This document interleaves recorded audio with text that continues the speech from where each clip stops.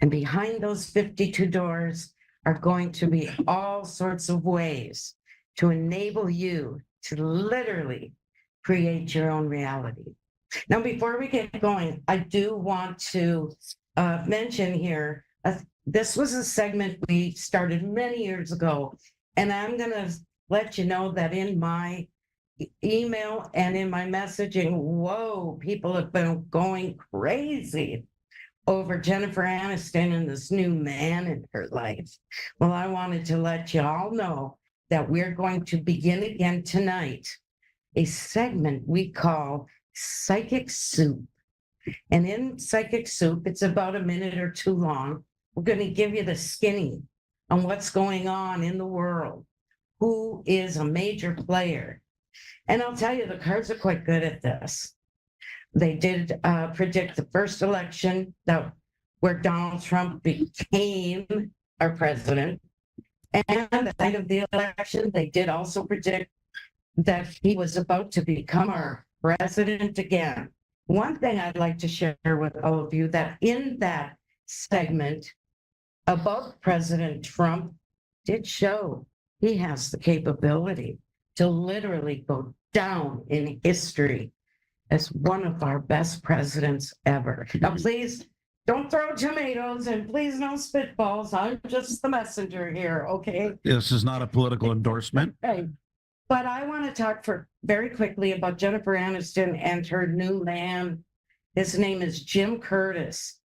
They went to Palma de Mallorca together. Spain. Yes. Resort island of Spain. Oh, yeah, for the 4th of July. And they were joined by Jason Bateman, who I adore, and his wife. Who's his wife? Anybody? I can't remember her name. I'm just kidding. No, I don't know about name. I mean, is she a somebody or? Well, everybody's a somebody. But is she as big as somebody as he is, or is she just not quite as big? I can't answer that. I'm all right, she can either confirm or deny. Just let the government answer. She might just be one of the best wives and mothers there are. And that's a pretty good claim to fame. As for Jen, boy, I've got news for you. This man has intrigued her. He's really piqued her interest. Jim, what's his name? Curtis. Coitus. He's not. Coitus. You'll have to excuse him. Oh, I'm doing, no, I don't mean that. I mean, it's that accent. Like, yeah. He's 50. She's about, I think, 56. What is interesting about Jennifer Aniston is this woman has trouble when it comes to a long-term relationship. And one of the things is I saw in my cards, she's angry with the way this guy gets out there and flaps his gums. He's telling everything, practically what color her underwear is, if she's wearing Monday through Sunday or no underwear at all. Vando. But she likes to be in control of what information gets out about her. And she likes to be independent. So it's her that decides, yes, we're going to have a relationship. And she's been doing it that way a long time, right? Well, yes, independent. But if you look at it, Brad Pitt was the trauma of her romantic life. Then you've got the others. Sure. John Mayer. But when it was all said and done, she went back to being independent. Every single time. I guess that's her gig. I think, I'm going to tell you what I think. What do you think, Deb? I know she's been diagnosed as dyslexic in her 20s. Yes.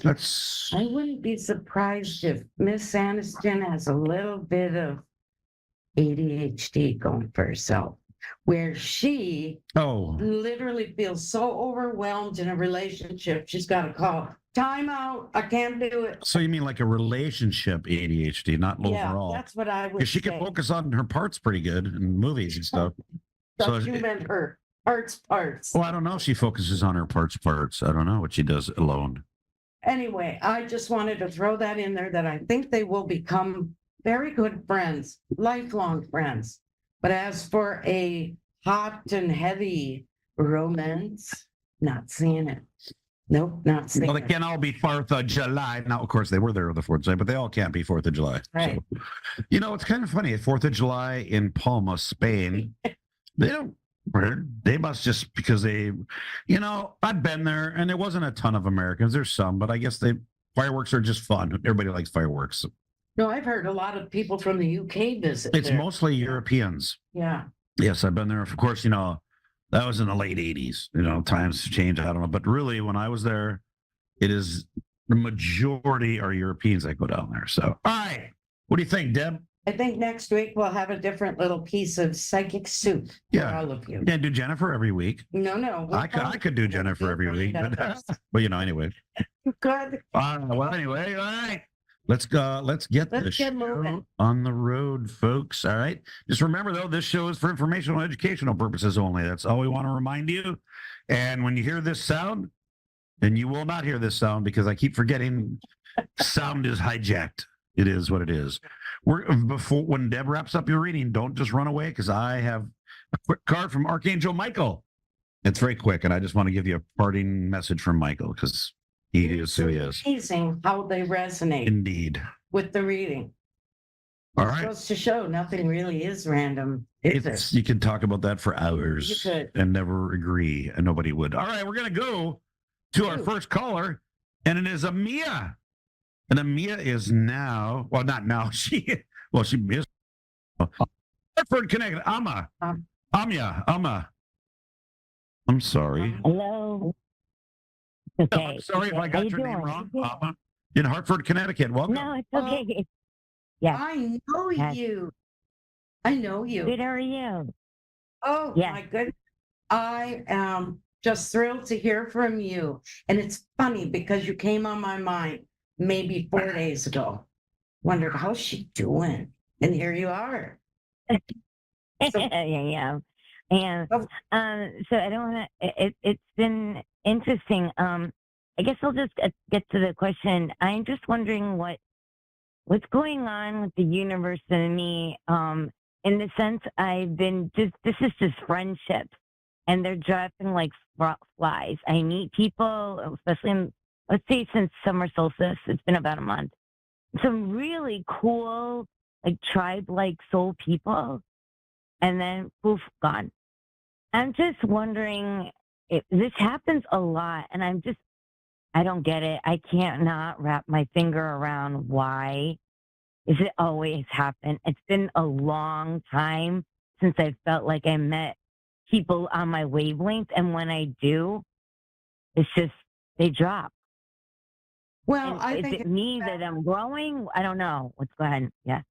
Fabulous question. It's a very good question. Yep, it really is. It just goes to show everybody, it's a psychic love doctor show, but love is just one question you could ask. You can ask a million other questions, and here we go. Yeah, it's not all about love. Right.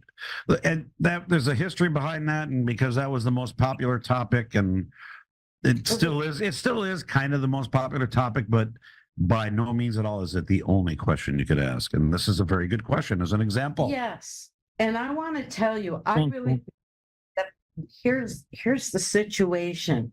You have an important message to deliver through your work, through just knowing you.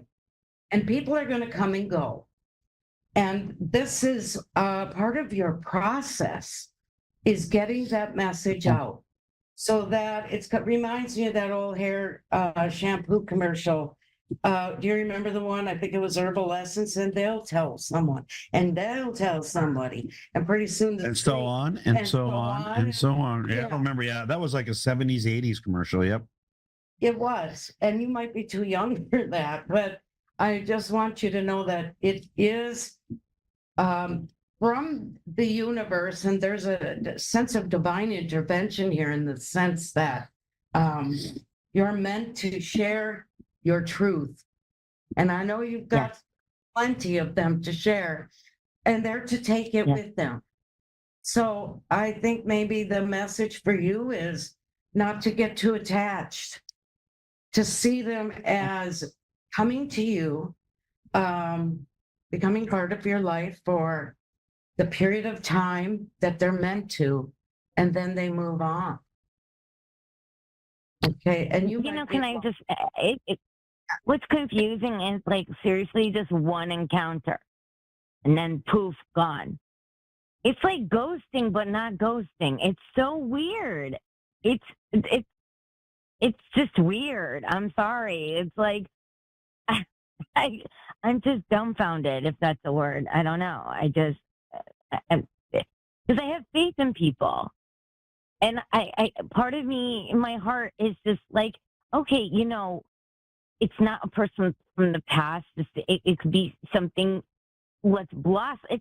Friendships just blossom. They don't just, but one time you meet them at the wherever I met them and then gone.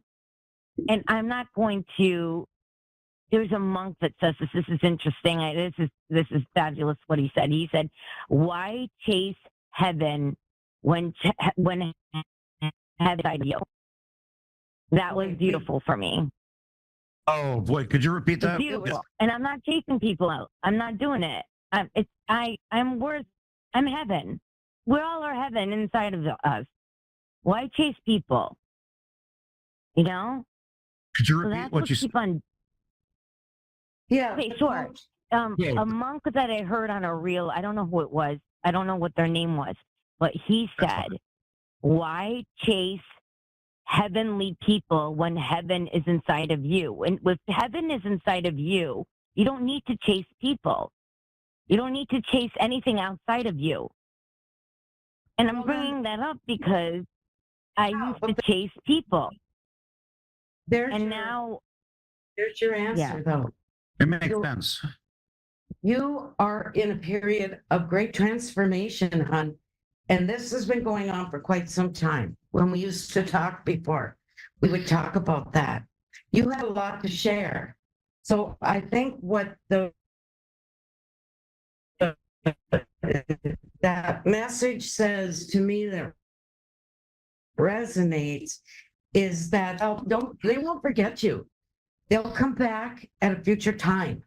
But I really feel for now, they're supposed to come and go. It's a part of your process. Okay. Yeah, and should I read her, Michael? Yeah, go ahead. Yes, real quick, I'm going to read you Archangel Michael card. And this is a message from Archangel Michael. And the message is, imagine this, says, Archangel Michael is with you now. It says, even though you can't see it, this is Michael speaking, I am actively working on this situation. He says, I am here and helping you. Oh, thank you. This is the thing. I needed that. Oh, thank you. Hon, you have quite a bit ahead for you professionally. So enjoy the little bits that are coming to you, those who connect with you and then they seem to drift away, because eventually I'm seeing crowds, and being able to step in to help someone and for them to receive the truth you have to share, eventually it'll be crowds. So I just feel that it's, like I say, part of your process that I see here. And we appreciate you joining us tonight. Yeah. What a joy to hear from you. Thank you so much. Thank you so much. Have a wonderful evening. And if I don't talk to you again this summer, happy summer. And we shall meet in divine time. Thank you. Absolutely. Wait, hon, before you go, you still with us? Yes. She said, tell us the title of your books and how they can be found quickly. Sure. It's Amla, AMLA, Speaks, SPEAKS, AmlaSpeaks.com. Thank you so much. Thank you. All right, hon. Thank you. Thank you. Take care. Thank you very much. Before we go on to the next caller, it's interesting. I remember I've heard this philosophy. Imagine it's like, oh, yes, Zen and all that. They say that life is just this one big journey. Like, imagine yourself on this long road. You can't even see the end, right? And they say eventually other travelers come and join you for a while, but then they go on their own path. So it's like you wonder why sometimes you have some friends for a while and then they're gone. Well, because they have their own path. So people come and people go while you're on this big, long path. That's what they say. It's a big philosophical thing. You have to remember that. It doesn't mean they hate you. It doesn't mean that they ghosting you sometimes. It just means was it chance or not chance, but you guys had a path. And for a while you shared the same path. then after a while, their path wasn't on yours anymore. So you don't see them anymore. I think that's really a great way to look at it. And that I've heard that every so often when people say, this and that, and things aren't going well. Sometimes I go, and these people come, these people go. It's like, well, you have your path. Your path, in theory, is already set. And so that's your path. And these other people come along and temporarily you are sharing the same path, but they're not necessarily going the same end game you are. So they divert to a different path. Yes, and I think those that are philosophy stuff. Those that are meant to actually walk the walk with you, those are the few that will hang with you. And it may not, it may never be a person, or it may not come till near the end. Mm-hmm. Or somebody may be on the path for a long time with you, but all of a sudden they're gone. Like, well, God, we were on the same path for years. Well, apparently you didn't have the same end game, or whatever. So it's not always about humans suck and all that stuff. Everybody's terrible. There are no good friends. It just wasn't meant to be. Right. And sometimes when you do have a tremendous message, you're going to walk alone,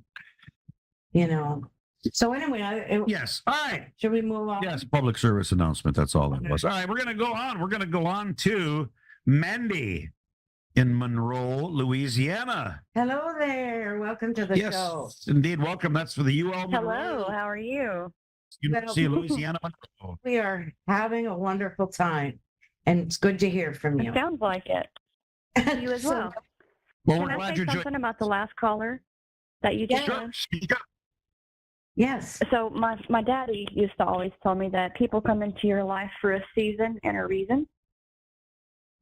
Yes. They're not always going to be there, but they always leave a lesson. So I've come to believe that because I've had people in my life that I thought were always going to be there, and then they left for one reason or another. But I always learn from them.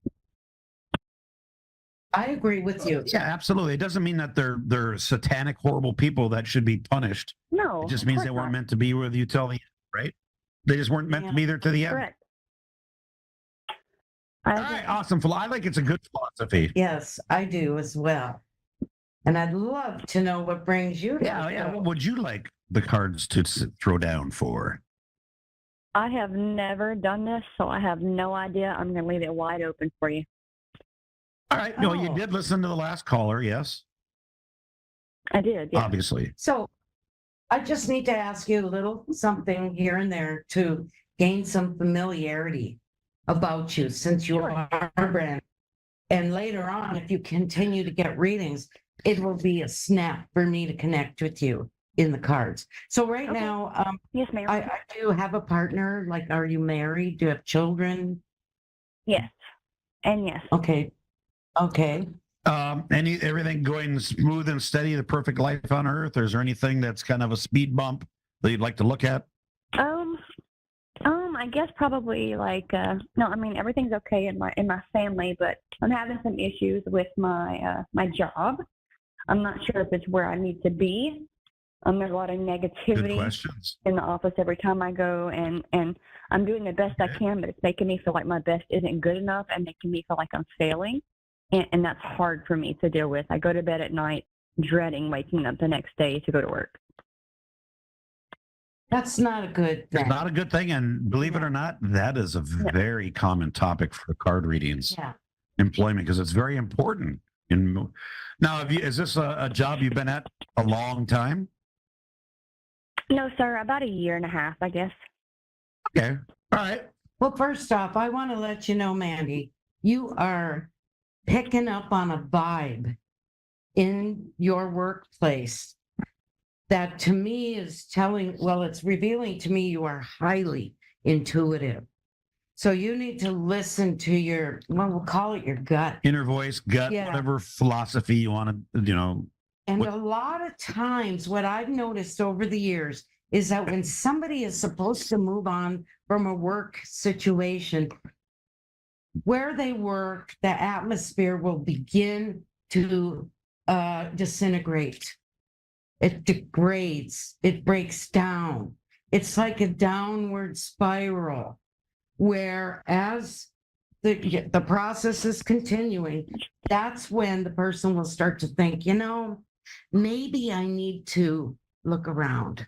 Just look around. And it's amazing. The atmosphere in there is smothering. Oh, I'm sorry. I didn't mean to interrupt you, ma'am. Yeah, no, Oh, no, it's your reading. Go ahead. I agree. And you know, I think that when the time comes, when you've really had it, that's going to be your moment of serendipity where you watch something's going to appear right in front of you. You're going to walk and talk to a friend who's going to say, oh, hey, great opening. You could be the one. And it will literally fall into your hands. That's what I'm seeing. Yeah, workplace environments are important because you spend a lot of hours You there really every single day of the week. It's important that it's a good vibe. So I really think for I your agree. own, Yes, sir. let's say, peace of mind, mental health, all of that, I think it would be awesome for you to be open to a new workplace and better money coming. through Sure. that. All right. Absolutely. And You got that card right, sister. No such thing as too much money. I don't care what people say. you know, and if it ends up being a big Too much of the good thing's a good thing. That's what I'm talking about there. But Hell I yeah. want to tell you that sometimes men will get worried if the woman they're committed to gets a great new job, more money than say they're making, and there's insecurity sets in. So it's important as you are making this transition to make him feel a part of it. The good thing is every Yeah. generation that's becoming less and less of a Yes, it thing. really is. But in the old days, that would have been unheard of back in the 50s. The guy would I have would been have like, been pregnant in the kitchen the whole "You time. quit your job," back in the 50s, that type of thing. Right. If you look at the Middle East and like, for instance, Dubai, women can drive now, but they also have to have a male relative go to a job and tell them, yes, you can hire my, That's baby steps, right? yeah. Right. So- What'd you hit me for? No, but I just see that her Oh, don't. kind of disgruntled over the fact that, wow, she's doing better than me now. It still is a thing. Men are men and women are women. Yeah. So, I mean, it's going to, No, and I It's- fully believe in gender roles. I really do. Like, sure. I don't know where else. There's nothing wrong with that, right? There's No. nothing wrong with that. But he needs to feel this is a unified thing for the Yes. two of you. Yes, if you are together, then the budget is the finance and the Yeah. income is all one big happy pot. So it's not like you're breaking free. I agree. Nope. Yep. Yeah. The bigger that pot, the better. So you're going places, Mandy, and I believe you were meant to get on this show tonight so we could confirm to you that yes, there is change coming in your future, and it's good, very, very good. So you got great cards, hon. Great cards. Yes, indeed. That is Thank you. awesome. I have an Archangel Michael card for you Yeah. before we roll on. All right, hang on, Mandy. Yeah, I'd love Archangel to hear it. Michael Thank you. says, Archangel Michael says, put your creative energy into action. And here his message is, he's talking about, this is Michael speaking.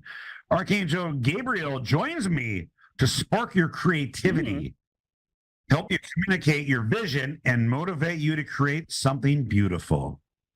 Creative energy into action. And Archangel Michael actually has another Archangel. Gabriel is another big name in the Archangel world. It really is. They're working together. I'm familiar with Obviously, them. you have some creative. You obviously have Yeah. creative energy because we don't know you, but Michael says you do. Well, I think that you have Thank a you. future to embrace. Everything else looks good. Your kids, your other family. I think everything's going to fall right into place for you. So I'm glad Thank you you very, called very us. much. I appreciate. Ah. Yes, I Yes, appreciate it. and we Thank you wish so the much. best for you, and we hope you get out of that work environment that is making you not want to go to work. You're not meant to be there. Oh Right. yeah, it sucks. It's bad. Terrible. If you have to wake up every day and not want to go to the Right. place you got to spend all day Yes. with, change must come. Well, thank you very much, Mandy. Thank you Yep. guys. I really appreciate you. And we appreciate Absolutely. you too. All right. Wow. Well, that was great. We had 2 callers. Yes. Good calls. Yes, indeed. And we've got What have we got? we got to wrap it up, Deb. So 60 seconds. let it rip, baby. Let it rip. Want to learn more about yourself, your future, about this method in general, pick up my book, The Message, Your Secrets in the Cards. It was published by O Books in London, England, and it's available at all kinds of online booksellers. Yes. And you can start at Amazon if you don't feel comfortable with a lot of other places. They'll get you there, but Google is your friend. Google search will bring you to a lot of other options there. So anyway, we love being with you. Long time. Well, we'll see you again next Wednesday. We got to put a wrap on it, put the bow on it. There you go. Take care, everybody. Yes, we'll see you next week, folks.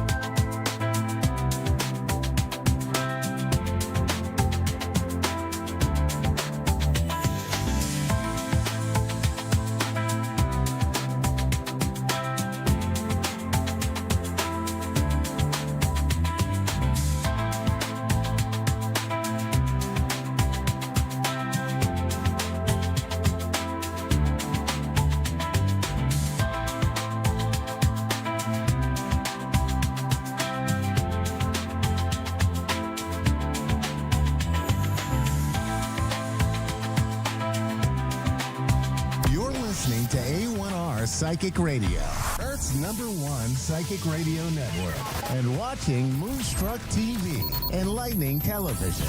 Welcome. Time for an offering of light with Robin Cheney. Robin Cheney. Live from RobinCheney.com. Connect direct. In North America, dial 888-454-2751. In London, 20-3519-2158. In Sydney, dial 02-8488-3147. Or online, contact us through our Facebook page, facebook.com/psychic radio. Or one of our websites, askoneradio.com or moonstruck.tv. This is an offering of light on A1R, the Ask One Radio Network. Good evening, everybody, and thank you for your patience. We had some technical difficulties on my end, so sorry about that. We're hoping that it stays up and running. We shall see. Anyway, how are you doing? How was your week? I hope everybody is having a fulfilling time. So welcome. I am Robin. We are going to do some energy healing tonight. And I just want to let you know, if you enjoy what I'm doing here tonight, you can go to my website. I do personal healings and personal readings. And you can go to my website, robincheney.com, and find out about all of the wonderful things I have to offer, including group live events, which I am having one on the 26th of this month. So next Saturday, not this coming Saturday, the week after, Saturday at noon Eastern time. So if you're interested in that, I would love to see that. Okay, so let's get started. Go ahead and get into a relaxing position. Whatever that looks like for you, laying down, sitting up, reclining in your chair. Sorry, I just saw some lag, so I'm trying to be less moving. I'm trying to move less. We'll just say it that way. Sorry about that. Okay. All right. When you're comfortable, let's take a deep breath in on the count of 3. 1, 2, 3. Deep breath in. And release. Okay, and let's do that one more time on the count of 3. 1, 2, 3. Deep breath in. And release. Okay, so my dog has a friend over. Her friend's name is Belle. If you see a little chihuahua, her name is Belle. You see a corgi? That is my dog, Gemma. All right, I didn't get my bangs cut, so they're going to be driving me crazy tonight. So my apologies in advance. Okay, so whatever you want worked on tonight, go ahead and set your intentions for the energy. For I call it light because it looks like light, and I believe it comes from the light of God. So set your intentions for the light.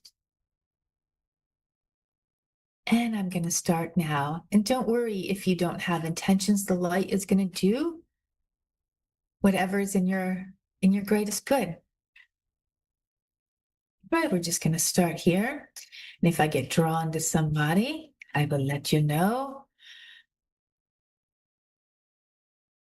Somebody here feels like they need some confidence, a confidence boost. Wow, it feels like every which way in their life, they're just getting hit over. Like, wow. It's like a punching bag, right? It's like at work, personal life, emotionally. It's affecting like your diet. So now you're getting upset with not being able to eat the way you want to. Feels more like ice cream and comfort foods. And that's not something that you normally do. And that's also making your body lag, unfortunately. So feels like a broken heart, but it doesn't feel like a relationship broken heart. There's something about relationship issues in there, but it just feels like this visceral, like exhaustion. You want to be in a different place in your life, and so you're getting down on yourself. Oh, honey, I'm so sorry. And this does feel female, by the way. It also feels like you're doing this in silence, like you're suffering in silence. And what a hard place to be in. What a just hard place to be in. I want you to know that there are people in your life that you can reach out to. And if you don't feel comfortable with the people in your life, know that you have loved ones on the other side. There's a grandmother figure coming through. It's just funny. She has curly hair. It's gray curly hair, but it's like a dark gray, and it's kind of short. So gray, curly, short hair coming through. I don't think English is her first language. I do think she speaks English, but there's an accent, and it doesn't feel like a first language. And she, okay, in life, she would have like just went right through, right? Just grin and bear it, got to do it regardless, right? You just get it done.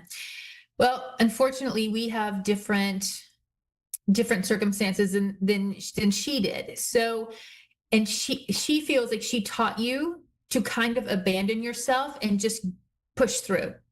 And that's not something that you're able to do, because you actually have physical symptoms of exhaustion, adrenal fatigue, right? Neurological fatigue. And the adrenal fatigue is really hitting hard right here. And also the neurological fatigue. But I think the adrenal fatigue is probably something that's really affected you like the most. So you might want to look at that. Obviously go to your doctor. So let's work on forgiving yourself. And this grandmother figure really wants you to love yourself through this and not be hard on yourself. And she feels like she would have been hard on you and not understood. But now that she's on the other side, she has compassion. She understands that some people just can't grin and bear it and push through. And you have physical ailments that aren't allowing you to do that. So she wants to send you just this big hug and a lot of love, and to let you know that wherever you are is okay. And that this is temporary. It can be temporary. And for you to just kind of go with that ebb and flow of life. And right now it's ebbing, right? It's ebbing. There's not a flow of life right now. You're just in this ebb. And she says, it will shift. It will shift. Just give yourself a lot of compassion, a lot of gentleness for a couple weeks, and it'll shift, and you will go back into the flow. Okay. There's also some dietary needs. And I think you know this. I think you are health conscious to the point that you understand, like, okay, what I'm eating now is going to just contribute to the sluggishness, but that's okay right now. Okay. Don't get upset with yourself. You're going to come out of it. Okay. And then you'll go back to the foods that you normally eat. So just try not to get upset with yourself, and just kind of be like, okay, we're just going to make it through this. However I need to make it through this, I'm going to make it through this. And then know in a couple weeks, you're going to feel better. Okay. And I am going to do some light work now on you specifically. So that'll help fall away.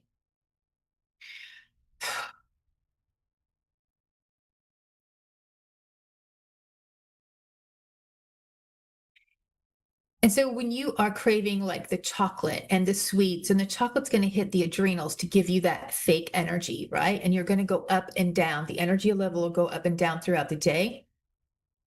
So you want to kind of build like glucose, right? When runners are about to run a marathon, they carb load, right? So you want to not carb load, but you want to get a lot of like carbs in, good carbs, right? That your body uses for energy, not the bad carbs that aren't used for energy, right? They make you feel worse eventually. So carb up with good carbs. Give your body the glucose it needs, the glycogen storage it needs to function and to have more steady energy. And that will help. Also, leafy greens. They're so good for like your brain, right? The brain functioning. And obviously the hydration is just incredible, especially after energy healing, right? Energy is hydration is going to really help the energy perform at a higher level and also clear out things faster. Okay.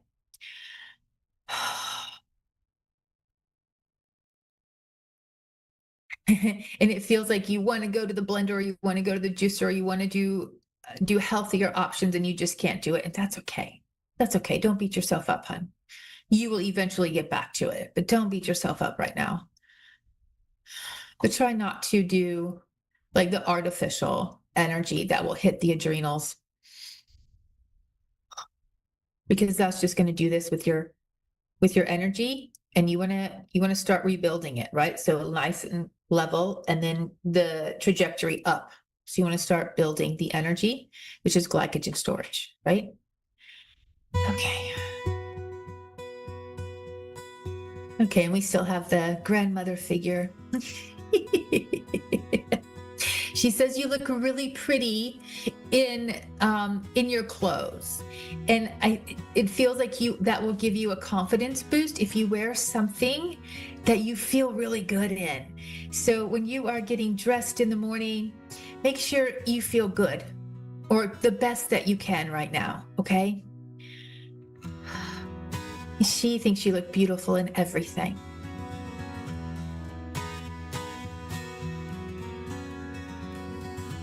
Okay, all right, we have 30 seconds. I'm just going to continue working on her even after I finish, because I want to make sure that she gets in as much as she can. And thank you, everybody, for being here tonight. Enjoy the rest of your night on A1R Psychic Radio, and I will see you next week.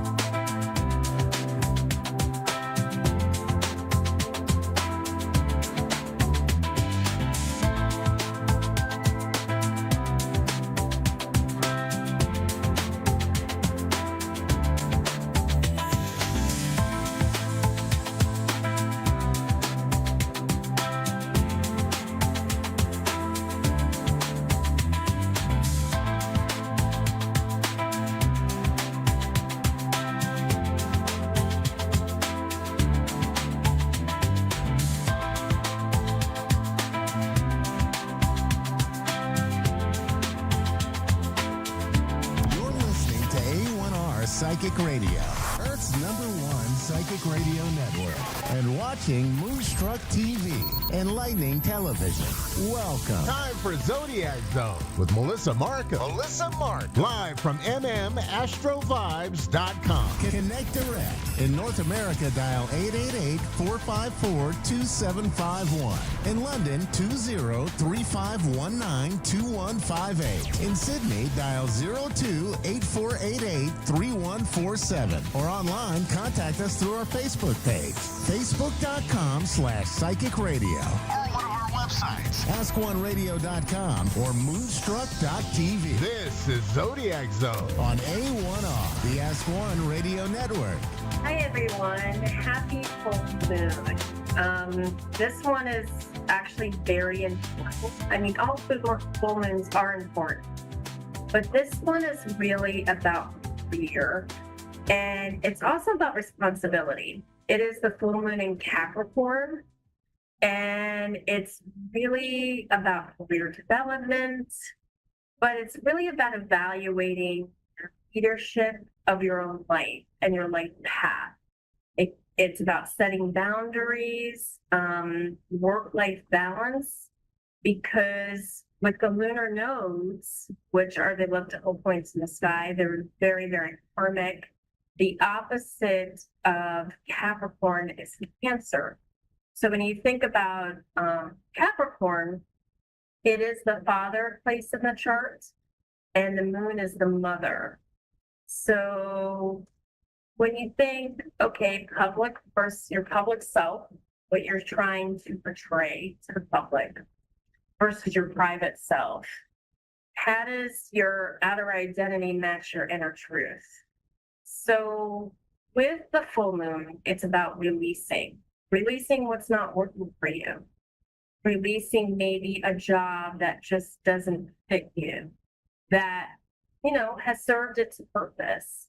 I always say releasing is not a bad thing. In fact, it's a great thing, because when you release something, energetically, something else comes in.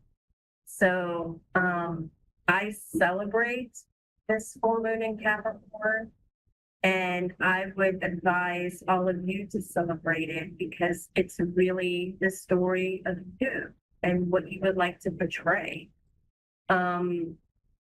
Another thing I wanted to say is really let go of that emotional baggage that hinders, discipline or self-respect. And don't hold on to those old ideas that just no longer serve you. I like to go outside when there's a full moon. And typically what I do is I write things on a piece of paper that I want to release, and I face it to the moon, or I rip it up, or I burn it. And I say to myself, I first thank the energy, because at that moment in time, I needed that lesson or whatever that is. And then I'm free to let it go. And that's what I think the performers do. That's why they're so important. And it's a blessing. This is all a blessing. So I just wanted to talk about that.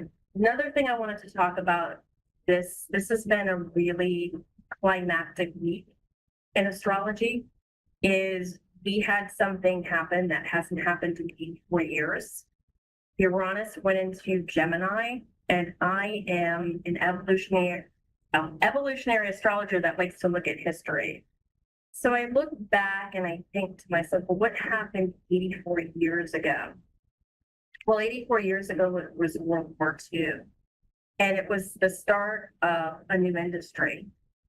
And then if you look back 84 years before that, it was the Civil War and starting of a new industry.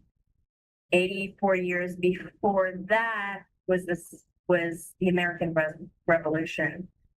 That was a new industry as well.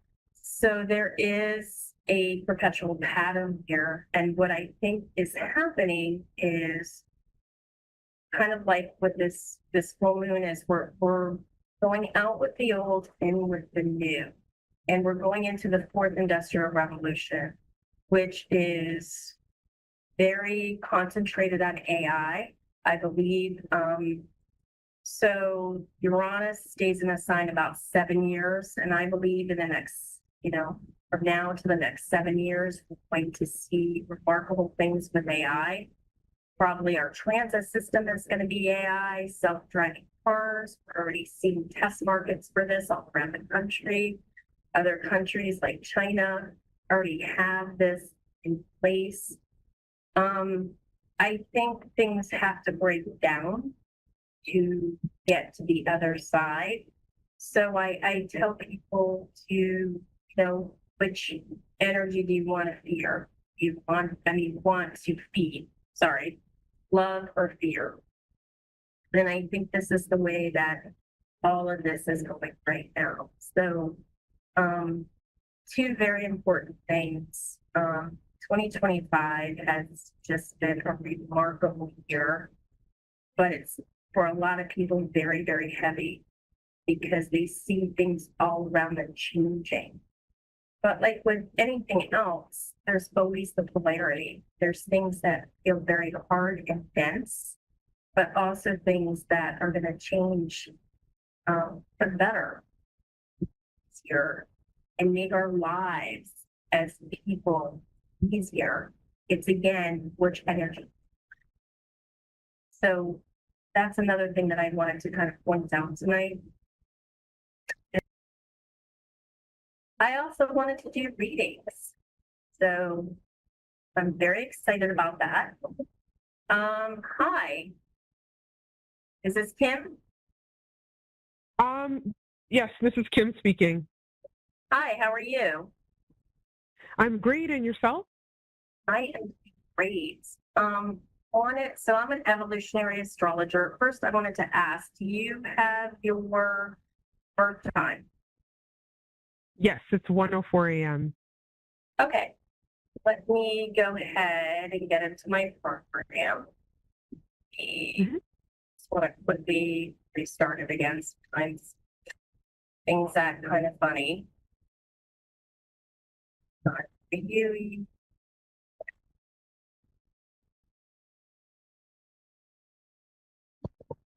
I love programs that act funny, especially when I'm trying to do my show here.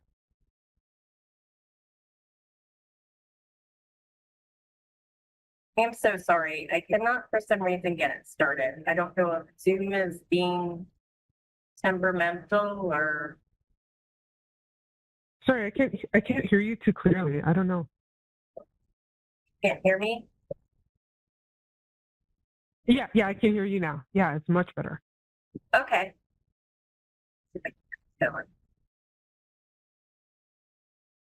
Okay, it's coming up.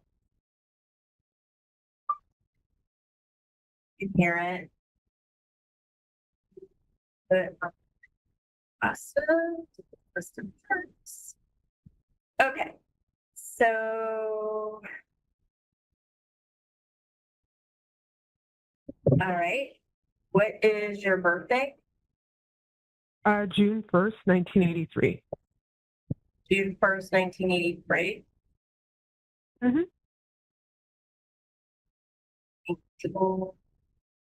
Three. And the birth time? 1:04 a.m. 1:04 a.m. And city and state you were born? Toronto, Ontario, Canada. Okay. Thank you for calling from Toronto, by the way.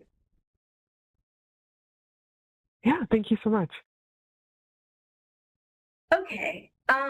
So very interesting. What I do, and I'm going to do this really quick, so I know that I have about 6 minutes left, but I want to give you something to hold on to here.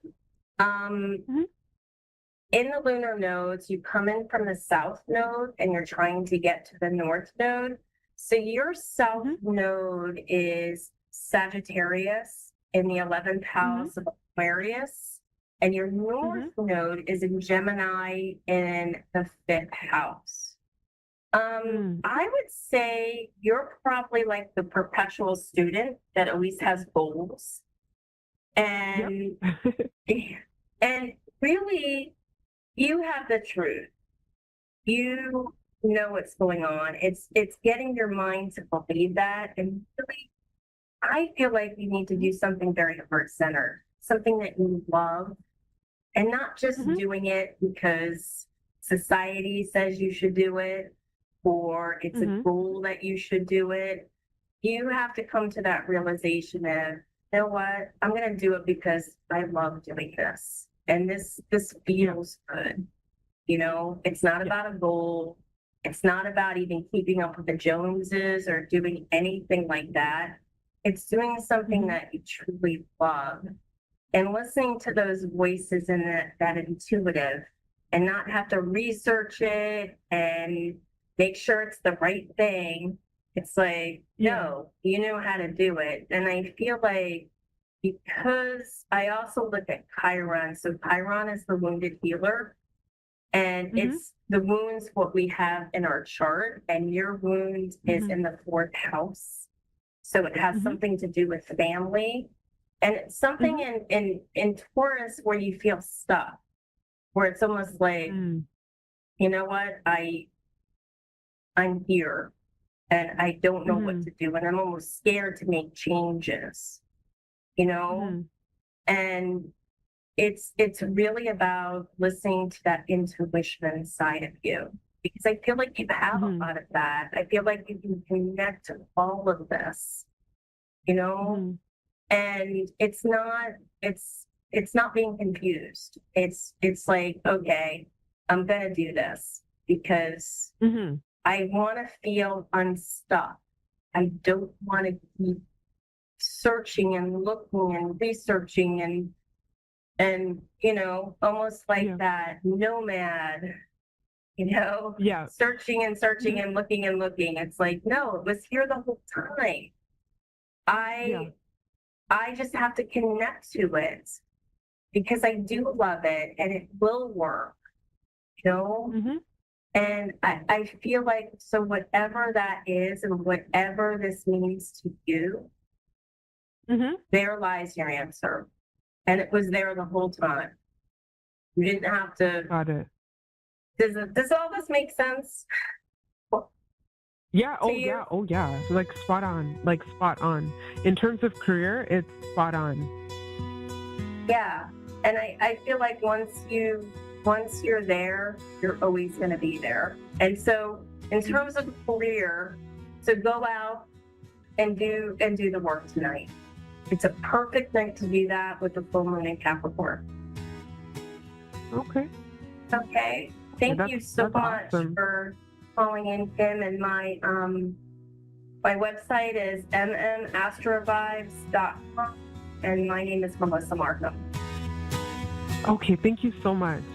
Okay. Have a fabulous rest of your night. Okay. Thank you. Bye-bye. So that's how it works. That's how I read my charts. If anybody's interested, please contact me. Go to my website. I do all different types of charts. I do natal charts. I do soul returns. I do relationship charts. I can even, if you own a business, I can do a business chart. And thank you so much for tuning in.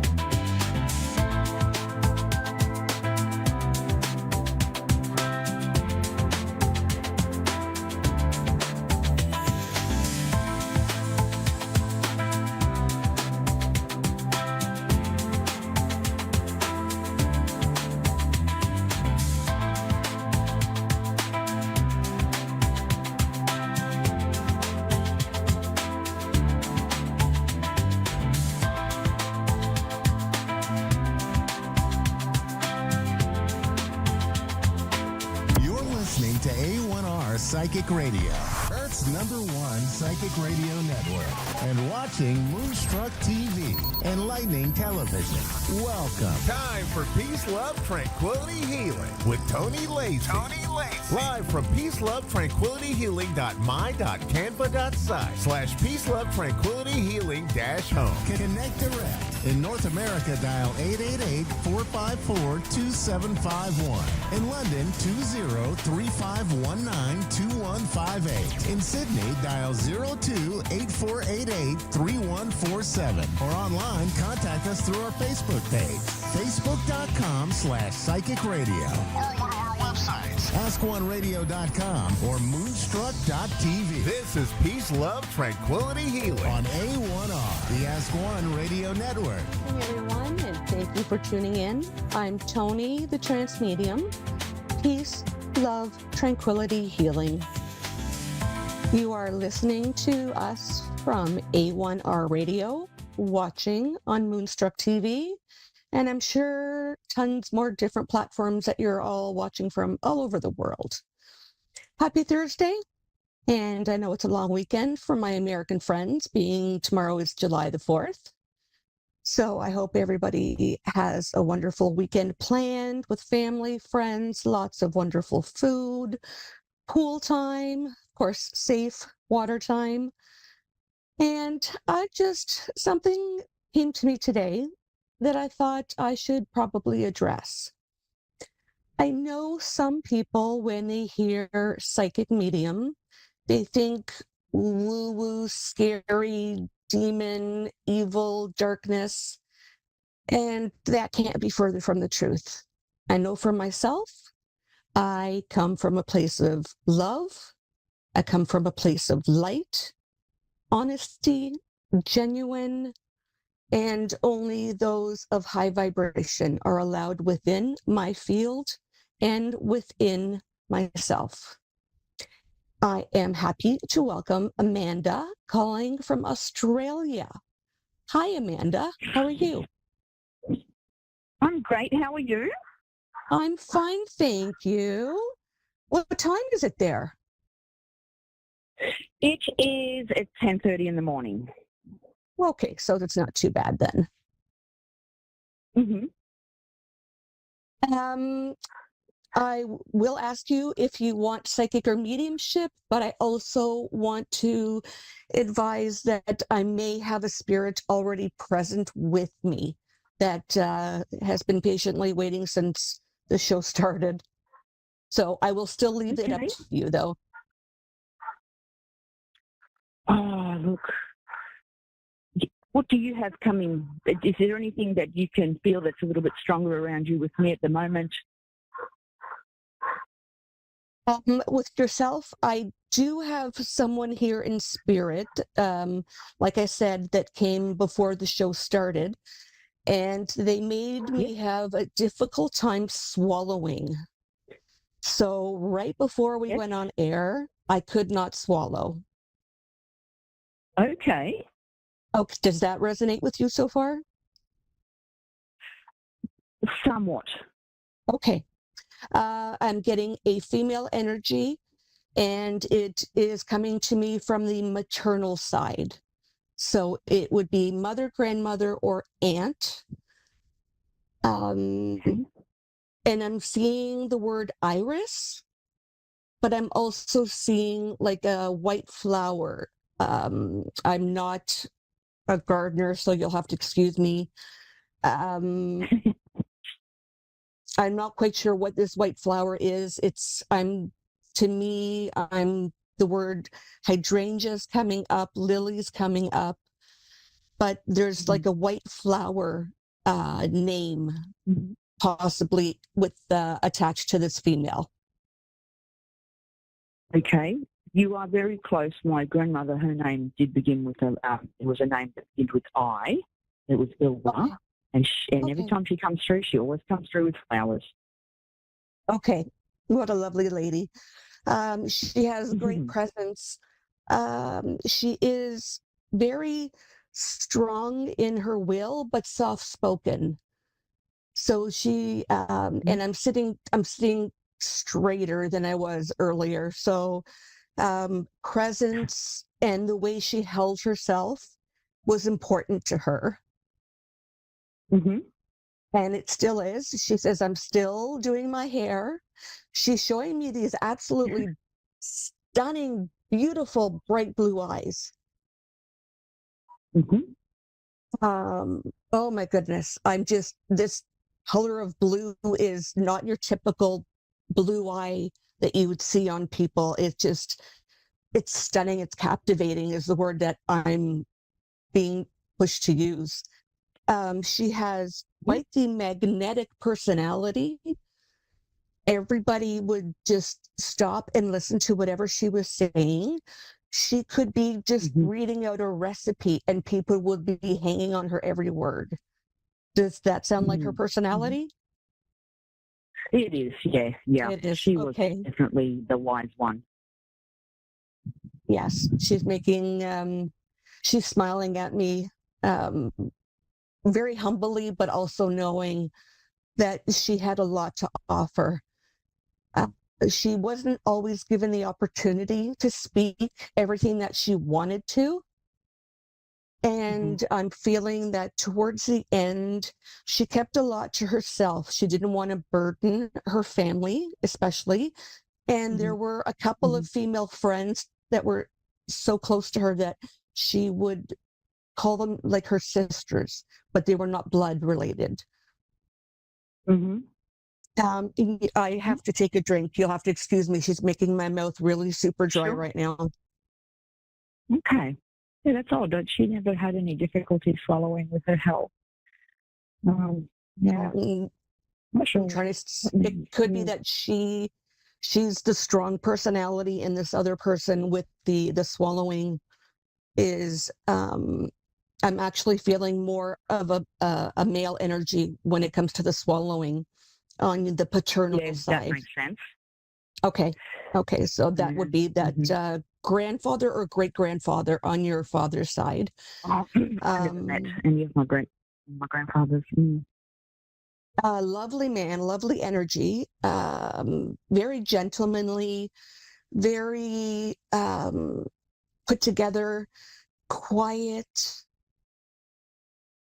And he would always let others do the talking for him. He was more of an observer. I'm so sorry. I cut you off there, Amanda. Yeah, that's okay. No, it's fine. It's fine. What were you saying? My fiance, he passed 2 years ago. I'm so sorry for your loss. It was lungs. It was breathing. Yeah. Okay. I'm sensing the letter R, like a Ross. There's an R name that's coming through on the male energy. This is Andrew. Okay. I can check in and see if Andrew would like to come forward. I can't make him, but I certainly will send the intent through.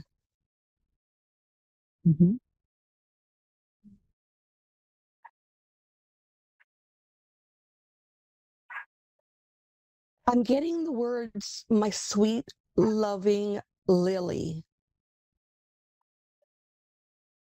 And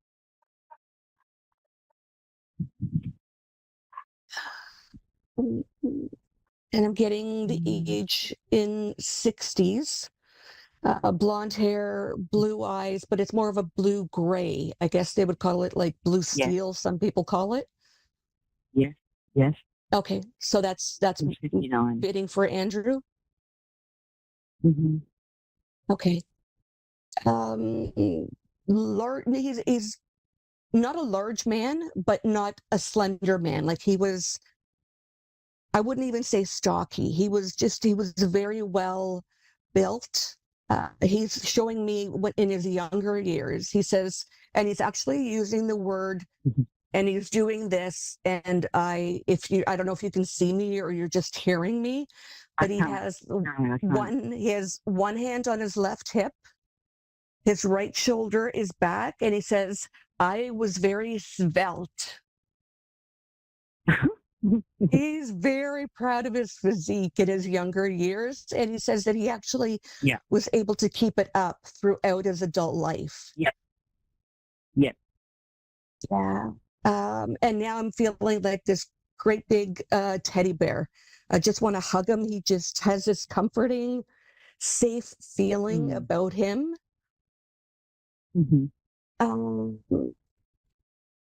Holding hands, I feel like he was on your left side whenever you would hold hands. Because that's where I'm holding hands on my left. That's where he actually is right now. He's sitting on your left and he's holding your hand. And he has his left hand on top of yours. So it's his left hand on top of your hand, which is in his right hand. The day he died, I took a photo of his left hand holding my hand. Okay. Well, he's acknowledging that. He's bringing that through, showing me that that is still a very vivid memory for you. And every time you look at that picture, he is there with you. Well, he's saying there's so much I wanted to do, so much I wanted to say. He says, but I know, he says, I know you felt me talking to you through my eyes.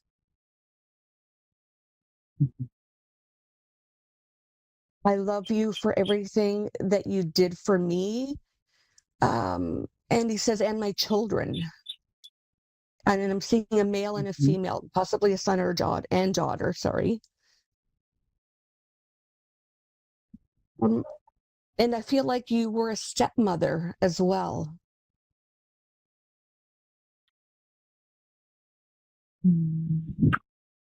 Yes, sort of. Yeah, you could say that. Yeah, there's an energy coming through, acknowledging that you were a very big part of her life. It's a female. Yep. Yes. Yeah, she's saying that shoot for the stars. She's telling me to say those words, that will have a meaning for you. So I'm sorry, I'm jumping. They're all wanting to talk to you right now. But this female is still alive. This female is still alive. So she's coming through telepathically. Yeah. So everybody that's coming through, your grandmother, Andrew is still with you. Again, every time you look at that photo, he is sitting right beside you, holding your hand, just like in the photo. And he says he prefers the pink coral lipstick rather than the vibrant pink. That's funny. Yeah, he's making me giggle. I'm like, are you talking to me or are you talking to Amanda? He's very, very funny, very, very sweet. I will leave you. They're all at peace. They're all very happy. They're all very healthy. They're sending their love. They're always with you. And Andrew says that he always has his hand on your right shoulder whenever you're feeling a little weak and unsteady with your emotions. His hand is on your right shoulder. So I will leave you with that, Amanda. I appreciate you calling in. I thank you. I thank all your loved ones. Thank you kindly for connecting me. You're very welcome, my dear. Have a wonderful day. And same to you. Thank you. Thank you, everyone, for tuning in to A1R Radio, Moonstruck TV. I'm Tony. Peace, love, tranquility, healing. I wish you all a blessed weekend.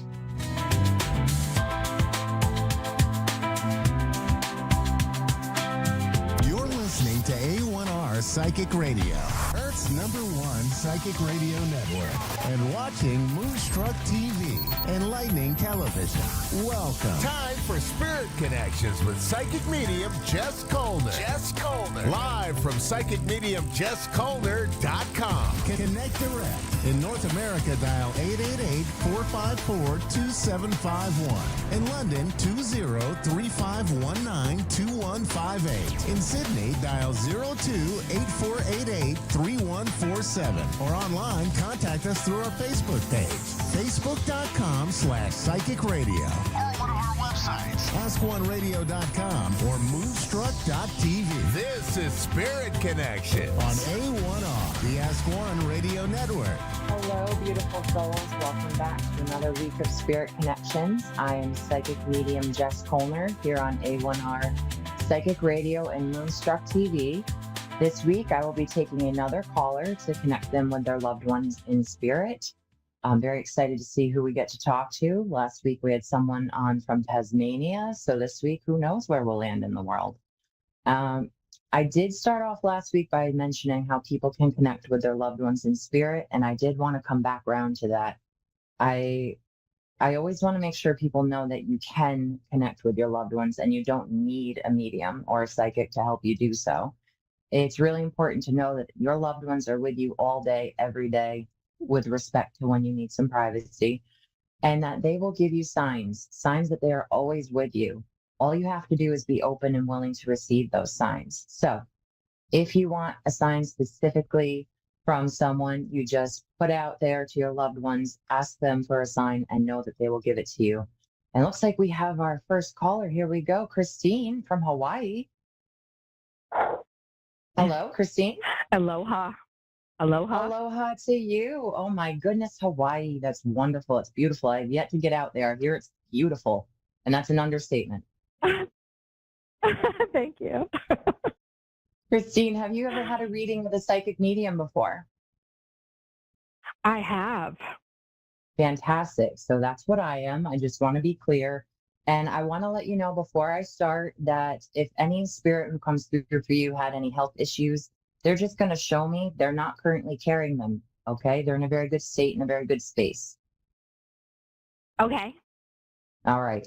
So before I got on here tonight, I was already connecting to someone because I'm trying to get this to be quicker with the identification. So I'm going to run down a full list of information that this lovely woman gave to me. Okay. I'm going to see what you can take, and then I'll get you more evidence if needed. Okay. So I have a woman with me. By the way, spirit comes through on my left. In case you're watching me, you're going to see me looking off to the left. I have a woman.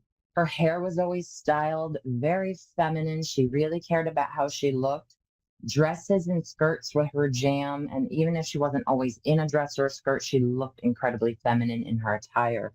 She also showed me sewing, and she cared about the fabric that she was wearing. So I'm not sure if she had some sort of background as a seamstress. She took me to October for her health going downhill. Issues in the head. She kind of showed me it being kind of loopy. So I feel like she was alluding to some dementia. She also told me there was a significance of 4 children or grandchildren to her. Significance of 4, doesn't have to be capped at 4. Flowers and roses are very important to her. She loved cooking for the family, and there's a birthday in June tied to her. And I know I rattled off a lot. So can you take any or all of what I just said to you? I can take most of it. Fantastic. Yeah. All right, here we go. That is the best. I knew that was going to work. She's so excited. She's clapping. I would like to also stress she has a very bright personality, Christine. Do you understand this? Very personable. It's my Nana. Yeah. Nana, fantastic. Because she showed me like going like this, like she was sweating in the kitchen, but she loved eating people. Do you understand that? She wasn't as personable because she just didn't get out much, but she was always good with people. Yeah, she was an operator, and when she was young, she worked for New York State Telephone, and she was an operator that plugged things into and connected people. Oh, my goodness, my grandma did a short stint too. How crazy is that? And I'm here in upstate New York, so that's wonderful. Now, the June birthday, who's the June birthday tied to her? That would be my sister. Fantastic. So she was just honoring that. I knew it wasn't hers. I knew it was someone connected to her. She was just saying, I'm aware of this birthday. Okay, so fantastic. This is Nana. So now we're going to get to the meat of the situation, the important part. We're going to do the messages. We have ample time. Here we go. Again, she's clapping. She's so excited. She was a very honest woman. You understand, Christine? Very to the point when she spoke. Yes. Yes. She's laughing, but it's a good laugh. She's like, yeah, I'm about to do it right now. Here we go. Okay. So Christine, she's bringing up the subject of work for you. And I know if you guys are watching, you see me do the keyboard thing. That's just my symbol they give me for work. So we're going to talk about work with you right now. And there's a need for balance between your work right now, or within work for you, or between work and what you do outside of work.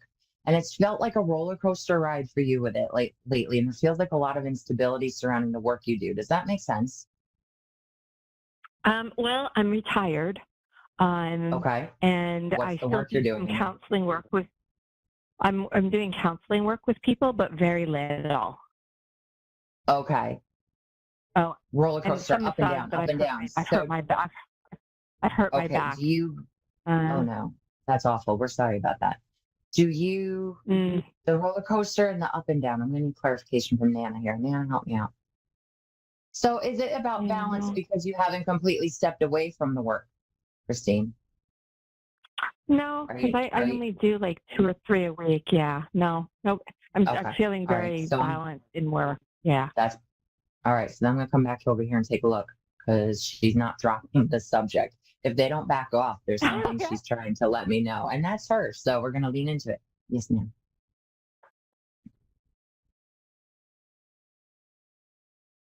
Christine, she's still taking me to work here. So it's when you are doing that work, okay? Specifically that work.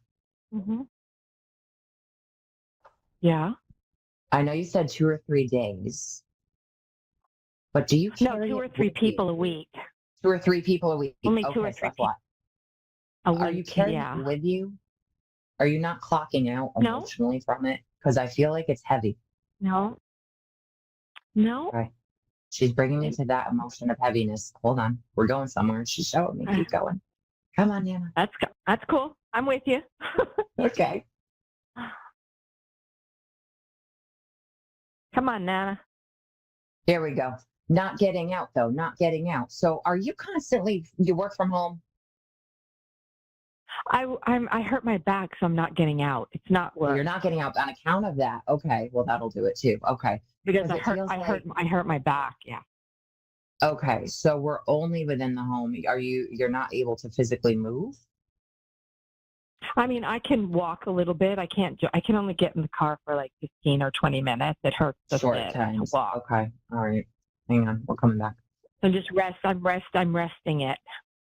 That, there we go. Thank you, Nana. Oh, okay. So I'm off on the work thing, but it is work. What else do you do outside of the counseling, Christine? When you're around your house, say you're feeling fine. What else am I doing? Not a whole lot right now. No. Like if your back wasn't injured, if your back was not injured, what did you do normally? I go to the ocean. I go to yoga. I dance. I go visit friends. That's what it is. Yeah. So right now you're only doing a little bit of work and then you're staying home because you can't go out. Is that correct? Right. And I do clients at home. Yeah. Thank you. And it is work from home. She showed me that. Okay. Because I felt like really, and I said this with so much love, Christine, very down in the dumps, very depressed right now. That makes sense with the back. And that's what she had me feel like. I'm just doing work and then I'm not leaving the house. It's understandable because you are recovering. Yeah. That being said, the resting, are you listening? She said to the doctors. She wiggled her ear. Are we listening to what has been said to you? Yes. Okay. Keep going with that. Because that's going to get you on the road quicker to recovery and that's going to get you back to the things you love. However, that being said, the yoga thing, yes. Are you 6 weeks into this? I heard 6 weeks. I'm about 3 weeks into the back injury. Okay, so I'm hearing 6 weeks for yoga. So I don't know if that's her way of giving you a heads up, but see where you're at in 6 weeks because I feel like that's going to be something that slowly gets you, and you have to be very mindful. And tell your instructor what you had happen. And they'll help you through it. It's great to do that, which is fantastic. So 6 weeks is going to slowly help get you back to where you want to be. However, you have this. She shows me this anxiousness to wanting to get up and get going. You understand? Not sitting still. Yes. That's not your strong suit. Yeah. Sitting. You get on a good day. No. Yeah. And she understands that's the challenge right now. So that's the challenge of the mind. We get it. But is there something you can do? You don't knit, do you? Because she's showing me working something small with the hands. No, she knits. I don't. Okay. Well, she's going like this because it kept her brain going, though, when she was like just stuck in. And that's her point. Her point is to find something small that you can do. So if you want to try and take up knitting like Nana, that's your option, right? And that's not the only option. You could take up puzzles, coloring, some sort of craft, something to keep you. I have coloring. Yes, I can color. Wonderful. she's clapping. Very good, Nana. She's excited. So that's where she was going with the work. That makes sense. It's what you normally do that you can't normally do right now. It's not necessarily employment. So we want you keeping your mind occupied with some sort of anything like the coloring. Okay. And that'll help you lift your spirits, which will help your body heal. Now, do you have any questions for your Nana? Well, I want to know, like, I would love to have to know that she's here. So like some kind of sign or, like a smell, like Well, she had showed me roses. Do you understand the significance of flowers or roses to Nana? Lily of the Valley more than roses. Okay, because it was flowers and or roses. So I did write down, I don't know if you're watching me, but I wrote down flowers in my notebook here. So that was significant. Sometimes if you smell that flower, I've had when they show me that, sometimes they're trying to say that's the scent. Let's take a look here. Nana. Okay. Oh, this is beautiful. That's very easy. Love it. But which ones? Oh, biscuits. Okay. So I'm seeing a butterfly I don't recognize, and that would make sense. All butterflies? No.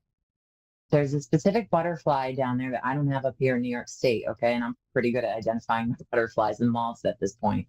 But the one she's showing me is black. And it has, I'm seeing almost a hint of blue. Okay. So pay attention for that one. Check it out. Black and blue butterfly. All right. And listen, that could be also when you're scrolling on your phone. They've shown me that they can show it up here. Butterflies are seasonal, but they've shown me they can affect that. Absolutely. Other questions for Nana, Christine? Because we have ample time. Yeah. How about how's mom? So my mom is her daughter. Okay. And so mom's in spirit. What's her opinion about mom? Yeah. No, mom's here on the plane with me, but I don't know what's going on with her. Oy, okay, she rolled her eyes. I say this with a lot of love. She was like, oh my God, like that, like being funny. Okay, so does mom have chest issues? Because I just felt irritation in my bronchi, Christine. Does mom have chest issues? Breathing problems? Chest issues. No breathing problems. No. My dad did. No. I feel like there's a sinus/breathing problem going on with mom. Does she have, is it hyper bad allergies? No, not allergies. Did mom have a cough, really bad cough that she got over? Yes. Thank you. We're talking that. She's pointing to that. Okay. There's some damage in her bronchi. I can feel it. I got 30 seconds, Christine. Just have mom go see a pulmonologist. Thank you. I will. You're so welcome. That will help her out because there's some damage in there. All right, Christine, thank you so much for letting me connect with your Nana. Watch out for those butterflies. I think it's beautiful and they're bold, but they're brilliant, just like Nana. I love it. She was wonderful. And thanks for connecting with me. Mahalo. Mahalo. Have a great day. Thank you. And thank you, everybody. I look forward to seeing you again next Wednesday here on Spirit Connections on A1R Psychic Radio. Have a wonderful day.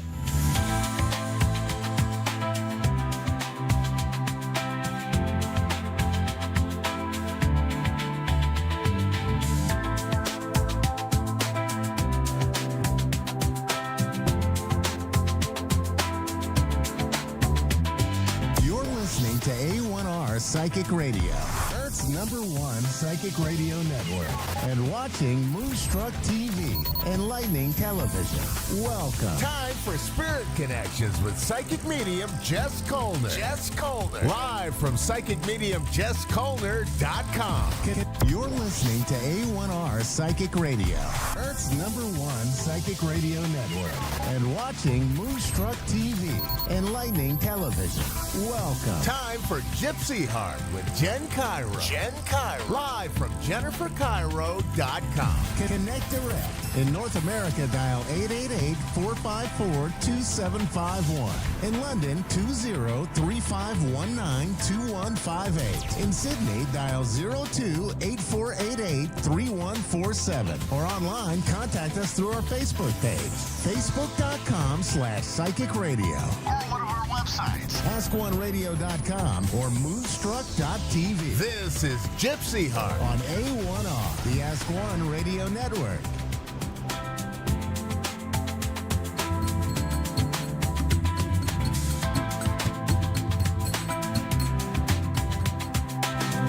everyone. Welcome to my show, Gypsy Heart. I'm happy for week 2 to be back. This week, I want to talk about mindset and manifestation and the power of positivity. I do a lot of workshops and classes, and it's just so important to stay in a mindset of expecting blessings. And I think a lot of us, you know, and it's happened to me recently, so that's why I wanted to talk about it tonight, how when you get into this mentality of, you know, if something happens and, you know, it's so easy to get knocked off course. You know, one thing happens and then it seems like it rains and it pours, you know, and how staying in a mindset of expecting blessings is so important. And the power of manifestation. I always tell my clients, if you can see yourself there, if you can see yourself in a job, a promotion, a mindset, a period of happiness, you can achieve it. So the difficult part is, you know, keeping that ego, that fear away. You know, I tell people fear is a liar, and it really is. Like, fear is just ego stepping in our path. So, you know, I always start my day with setting some intentions, and that's a great way to kind of keep yourself in that mindset, that motivated mindset.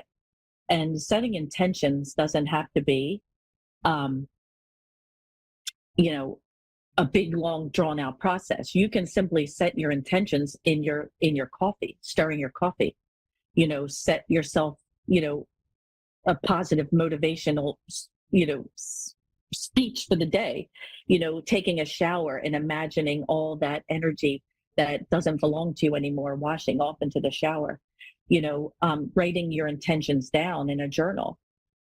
Prayer is meditation. But, you know, getting yourself a routine that you do every day is a great way to kind of set that in motion. So whether it's, you know, a meditation or, you know, writing something down in a journal, you know, just getting yourself set to kind of start that. You know, setting boundaries and grounding is all part of that, and I'll get into that. But, you know, if manifestation is so real, like if you really believe that you can do something, you're going to set yourself up to do it. So whether it's, you know, a job or a relationship, but, you know, just keep. Joe in Denver, Colorado is ready. Oh, thank you. Yeah, I'm going to pull some tarot cards. And if he's ready, we'll do it. Okay? You can patch him through. Joe in Denver. Hello. Hello. Hi. Good evening or good afternoon, depending on where you are in the country. Evening for me. Thank you. I'm going to pull a couple cards for you. Is there something that you are dealing with or you want clarity on that I can help you with? Yeah. Or do you want me to just see what the cards say? So I have been preparing all year to have a job, potentially being a social studies teacher next year. And I had that ripped out from me this week where I didn't end up getting it. And I'm just kind of wondering if my direction I still need to be heading into is teaching. There's a teaching alternative program, or if there's anything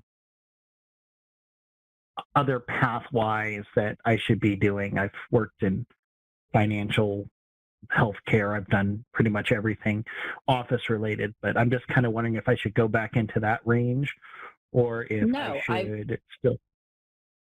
As you were talking, I was pulling cards, and it's funny. I was talking about mindset and motivation and manifesting. I mean, before you came on, and I feel like the universe is testing you for. You know, it's like sometimes we're tested. It's like, how bad do you want it? I really don't think you should give up on this social studies teacher thing. I really think that there, you know, the card 5 of Feathers. This is all about resilience. So I think, you know, again, see yourself already there. I feel like there are going to be a few bumps on the road here, but there is a reason to celebrate coming up. So I think give it a few months. I think in a few months, you're going to have some sort of positive feedback in this direction. But there's a lot of cards here for you that are you giving. So this is something that you're meant to do, to share, to teach. And I think it'll really give you something that you feel like you've been lacking. Am I correct? Like, I feel like you haven't felt fulfilled. So I think giving this gift of knowledge to others is going to give you a strong foundation and some clarity. And I don't think you'll stop there. I feel like this is going to, excel rather quickly with you. So I do think that this is something that's going to happen for you. Is there a move in your future too? Are you moving? No, I'm pretty stationary here in Colorado. I love living where I live, to be frank. I have a choice between junior high and high school with my degree. Oh, okay. So okay. I think that's where the move is. If I teach high school, it's a little bit more open. It's more open, but it's not where I've been a substitute teacher this year for mostly middle school. So it's not the age range where I've been at. Right. Yeah, I think you need to I think you don't have a lot of confidence in yourself in this arena, and I think that could be holding you back too. Again, I think pulling this manifestation piece in that I was talking about earlier and seeing yourself already there in the position that you want and seeing you successful doing it is key. I think I think closed doors and no's really affect your energy. And I really think you need to kind of shed that off and see yourself already there. But I think the teaching thing for you looks like a good fit here. And that moving that I see is probably going into the other route. You were thinking middle school, it's probably going to be the high school. And I do think there's going to be a couple opportunities presented to you in this.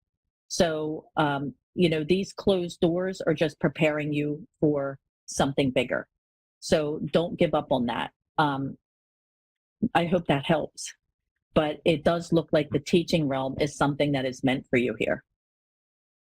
There's also a volunteering piece here. So I don't know if you do a lot of volunteering or there's an organization specifically that you work with, but it looks like there's like this giving of yourself and like a volunteering piece here. Does that make sense for you? Yeah, I'm a mini pastor is the best way I can put it. I do a lot. I do a lot of holding people in prayer, and I do work on the local level here in Colorado. Okay. But yeah, that looks like it, it goes together almost. So I don't know if you'll continue to do that with the teaching, but I feel like that's something that really works for you and that you should keep doing. But I feel like you have this like, you almost talk yourself out of things. It looks like with the cards, it's like, you're like your best cheerleader. And then the next day you're like, well, maybe I shouldn't do that. I feel like there's a lot of that going on. Am I correct? Yeah. Yeah. Yeah. Cause I'm 39 getting into teaching. So I'm a little bit of a unicorn in the field. I'm not 22, 23. Yeah, but you're never too old and it's never too late is what I always like to say to my clients. So I think you need to keep pursuing this. I think it complements you well. And I think it's going to give you that foundation because I feel like you felt like you've just been kind of drifting through life. And I think this is going to give you kind of a place, if you know what I mean. And I think it's just going to be so fulfilling to you to kind of give to the students. But the volunteering is definitely heavy here in your cards. But you're your own worst enemy in a lot of ways. You don't have the confidence in yourself. And I feel like, you kind of take back, you kind of tiptoe backwards sometimes. There's also in the cards, a lot of things from your past you need to cut cords with, if you know what that means. Yeah. Do you understand that? Yeah. There's a lot of like old energy that you don't need to attach yourself. So I don't know if that's a past relationship. I kind of feel it's that. But you need to cut cords with that. Sometimes we kind of bog ourselves down with baggage that we don't need to hold on to any longer. And that kind of prevents us from our true path. So by cutting cords with that, and it's as easy as simply saying, like, this doesn't belong to me anymore. and free yourself from that. Do you understand that? Yeah. Yeah. And I think, by doing those simple things and just having that belief in yourself that you can do this, and, the age has nothing to do with it. It's the confidence that you have in yourself. And I think you'll be very much a success in that area. Any other questions that I can answer for you? Do you see me teaching next fall? Yes. Yeah, I think over the summer here, you're going to have several opportunities come in front of you, and you're actually going to have a choice. So the possibilities, you have the wheel here in tarot, that's possibilities, that's change, that's a lot coming at you at once.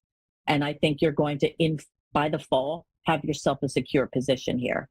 But you just have to stay focused and stay in the mindset of expectations and seeing yourself there. And, let go of the confidence piece here. I think you're stuck on this age thing and, thinking that your ship has sailed, and it's not. This is just the beginning for you. Beautiful. Does that make sense? Love it. Yeah, I love it. I love that for you. And I think that it's going to be life-changing. I think that you felt kind of stagnant it looks like in your cards, you just feel like sometimes it's like Groundhog Day. You get up, do the same thing over and over again. This is going to shed a new light. So just stay the course, my friend, okay? All right, beautiful. I appreciate your time. No worries. Thank you. All right, take care. Have a good one. You too. That was great. But yeah, that was so funny that he, again, talking about mindset, motivation, and manifestation, and just setting those intentions, to get the ball rolling. And it's simply starting with believing in yourself and that anything could happen. But also, setting some boundaries and not letting people kind of pop that bubble, because there are some energy vampires out there that like to kind of, knock the wind out of our sails sometimes. So we got to keep our boundaries firm and our thoughts in the positive, and we can achieve anything. It's that simple. It's really that simple to live that way. So I want to thank you all for being here. My clock is ticking down. I'm having a lot of fun with this. And if there's anything that you'd like to talk about, I do an intuitive coaching program that I work with people to help them kind of find their path, their purpose. Sometimes you're just feeling stuck and you kind of have an interest in the metaphysical and the spiritual stuff, but you just don't know where to get started. So if I can help you with that in any way, my website is up there. I can see it. So just visit my website and send me an email, and I'd love to help you. So I look forward to seeing you guys next week. And it's been a blast. Thanks, everyone. You're listening to A1R Psychic Radio, Earth's #1 psychic radio network, and watching Moonstruck TV and Lightning Television. Welcome. Time for Soul Seed, Divine Guidance and Spiritual Mediumship with Lisa Thurgate Marks.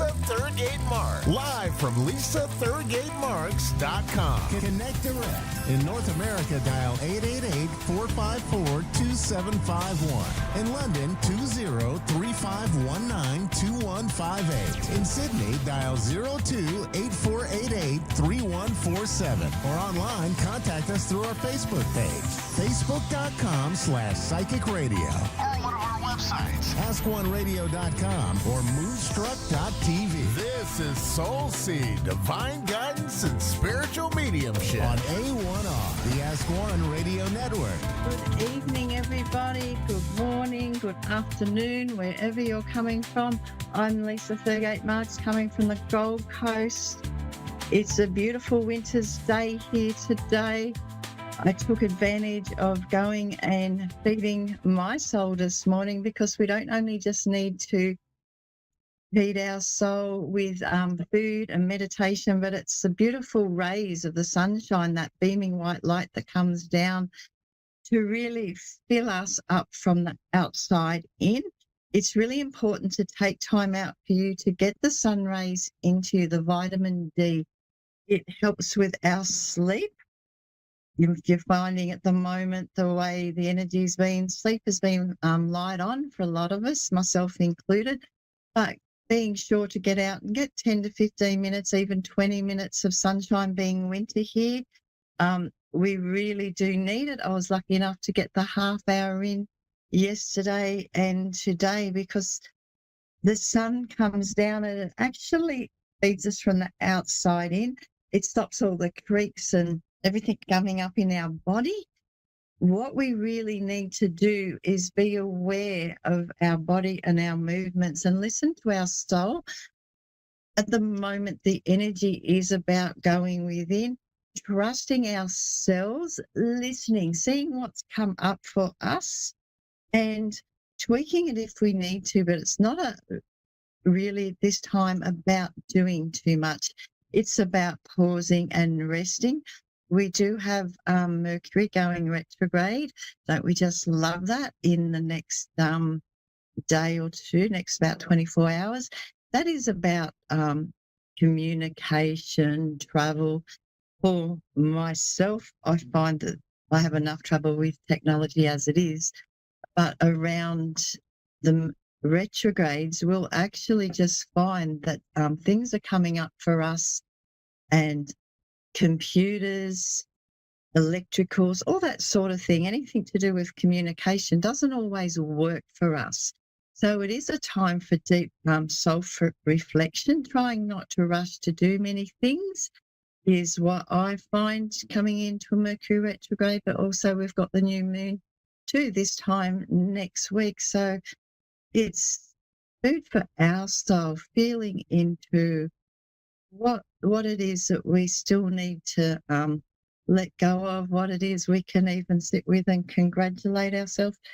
Be still, understand what comes up for you, what those tiny whispers are. They're what you need to really tune into. You might notice when I'm reading, I tend to look up a lot because I talk to spirit, and being a medium, I channel a lot and I tend to look up and see them, which is quite beautiful for me. I'm fortunate to have that. But when we slow down and still, we really do feel the whispers of our soul. It's not the chitter chatter that's coming out from everybody else. This is about what's the quietness, what are those tiny little aha moments that pop up for us? What are they trying to tell us? And also listen to your body. That the sunshine, it really charges us up inside and out. I know that they say, yes, we're heading into solar max and all this is, and careful of the sun. But if we don't have sun, it's like going back to the old days. People can get rickets, you can get sick. You're really just contorting your body. The sun is food for our soul, like the moon and the sun. They have its place. So just letting everybody really feel into that and ask yourself, what is it? What does my body need? And here I've got a lady coming through, and it's all about, she keeps saying to me, if you wake up in the morning and you are stiff and creaky, just go out and let the sun's rays come in and really fill you up, because I feel that this is a message for the collective today. And so it's really about this. So we've got Jazzy and Cherry Hill coming through. How are you, Jazzy? Yes. Are you okay? You good? Hi. You can hear me well? Hi. Hello, Hi, how are you? Hi, sweetie. I don't know if it really matters. My official name is Joanne, but everybody calls me Jazzy if that matters. Honey, thank you for taking my call. I appreciate it. I am a mom going through a lot of heartache. My son, Jason, who, disappeared from my life, suddenly tonight he showed up. Is this relationship going to be repaired with him? Is it going to be going forward? I haven't seen my grandchildren in 6 months. Children, they do this all the time. Then I have my son, Oliver. I don't know if that relationship is ever going to be repaired with Oliver and I. I'm so sorry. Those are my main questions. Yeah. Yeah, and I'm so sorry to cut me off again from seeing the children. I'm so sorry to hear that you're going through all this at this point in time, and hearing the name and really resonating and knowing that this time in life for a lot of people, and it's not just yourself, people are dropping off out of our life. And I'm just getting here that as your son and your family, and I'm getting the grandchildren too, dropping away, it's like it's doing you and them a favor, because when they do come back, because I do get they're coming back, but there's going to be some discussions between, is there three sides to this story? Like three sides of communication, because I feel there's going to be quite a big discussion where everything is coming out onto the table, that there is going to be communication. But at the moment, everybody needs to just have their own, I'm getting their own space. When the relationship, what I'm feeling coming through, evolves, because there was a lot of sadness, a lot of heartache around this, a lot that just didn't align. There was a lot of values that I feel they weren't congruent with each other, with yourself and your son. So once that breaks away in this time and everybody's cooled off, I do feel he is going to come back into your life. But I'm going to wonder, yes, I know it's hurting you now, but I feel that you're the one that's going to put the boundaries up. So at the moment, what I'm getting here and what I advise for you to do too is really sit in the quiet with yourself, hand on heart, bringing the energy of your family, bringing them out, putting them out in front of you, and then bringing your energy out there too, and having the conversation that you feel that would help, but leaving it not inside you, not bringing the heartache and the energy into your actual body, May I say something into your too, honey? auric field. I recently filed visitation to see my son's two children who just were, they come in my life, then they yanked them away again. And he came tonight to get some things in the house. I suspect he hasn't gotten the court notice yet. So my concern is this going to like put a permanent end to my relationship with him? And am I going to be able to see my grandchildren again, who I'm very close with, and just, they do this, they bring the children to see me, then the children are gone again for months, for a year, I don't get to see them. And then Oliver is just a very angry person, and I'm grieving. I don't, as I said, those are the two main things, is whether Oliver will soften up and reconcile with me. Is he going to reach out to me? And is Jason going to use this custody, not the visitation I filed for the children, as a permanent rift between myself and him? I don't know what you see about that. I'm still seeing the block, and that's why I'm asking you if you can take yourself out of the situation, because when you're thinking, the energy, attention goes where energy flows, but that actually really happens. So the more that you put the blocks than worrying about, am I going to see them? Am I going to get the visitation rights? What really happens, the universe feels, am I, or what's going on? And it's actually putting blocks in for you. So what I really would like you to do is remove your energy, remove yourselves from the situation, and let it take its place, because the kids are going to come back to you. Is there two, did you say 2 or 3 children? Pardon me? Hello. Is there 3 grandchildren? Oh no, I have more than 3. I have 8 of them. But in this situation, I feel, because there's 2. Yeah. There's 2 or 3 anyway. Tonight unannounced. He has 2 children. Yeah. Yes. 2. Yeah. Yes, and I'm feeling they're the ones that will reach out to you. This is what I'm asking you. That they're going to be reaching out they're to babies. you. They're 2 and 3 years old. Yeah, they're 2 and 3 years old. Doesn't matter. That's probably where I'm getting the 2 or 3. But what I am saying, they will be reaching out to you. At this point in time, I'm so sorry that you were grieving this, but sometimes we just have to just sit and bide our time. like I said, don't Thank you, take honey. this in too much to you, because the energy will put a lot of blocks. Because Spirit was coming through saying 2 or 3, and I felt it was children. They will be the ones reaching out to you. And if they're so young, someone will do it for you. So just please trust in this. Put your energy out into there, because if they are 2 and 3, that really means someone will allow them to see you, okay? Wonderful, And wonderful. trust I in know the what Oliver. process. And just really trust in the process. Thank you so much. Sorry to have to cut you off, but it's about to cut off for me. I only have so much time on a call, but I'm just sending you so much love from here, from the spirits, and just look after yourself. Please pray that they do come through, hand on your heart, your soul, and just feel them there with you. And you know that their presence will come back to you, because I saw it there.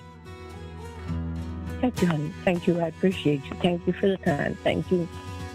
Thank you. Remember to keep those spirits very high and keep envisioning holding your babies, okay?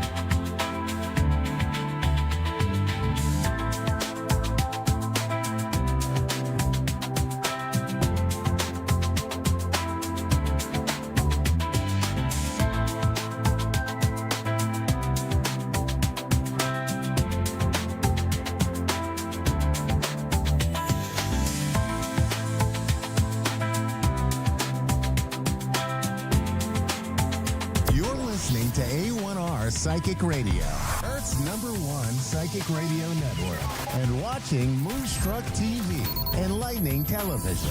Welcome. Time for Mystic B Spiritual Insights, hosted by Anna Marie.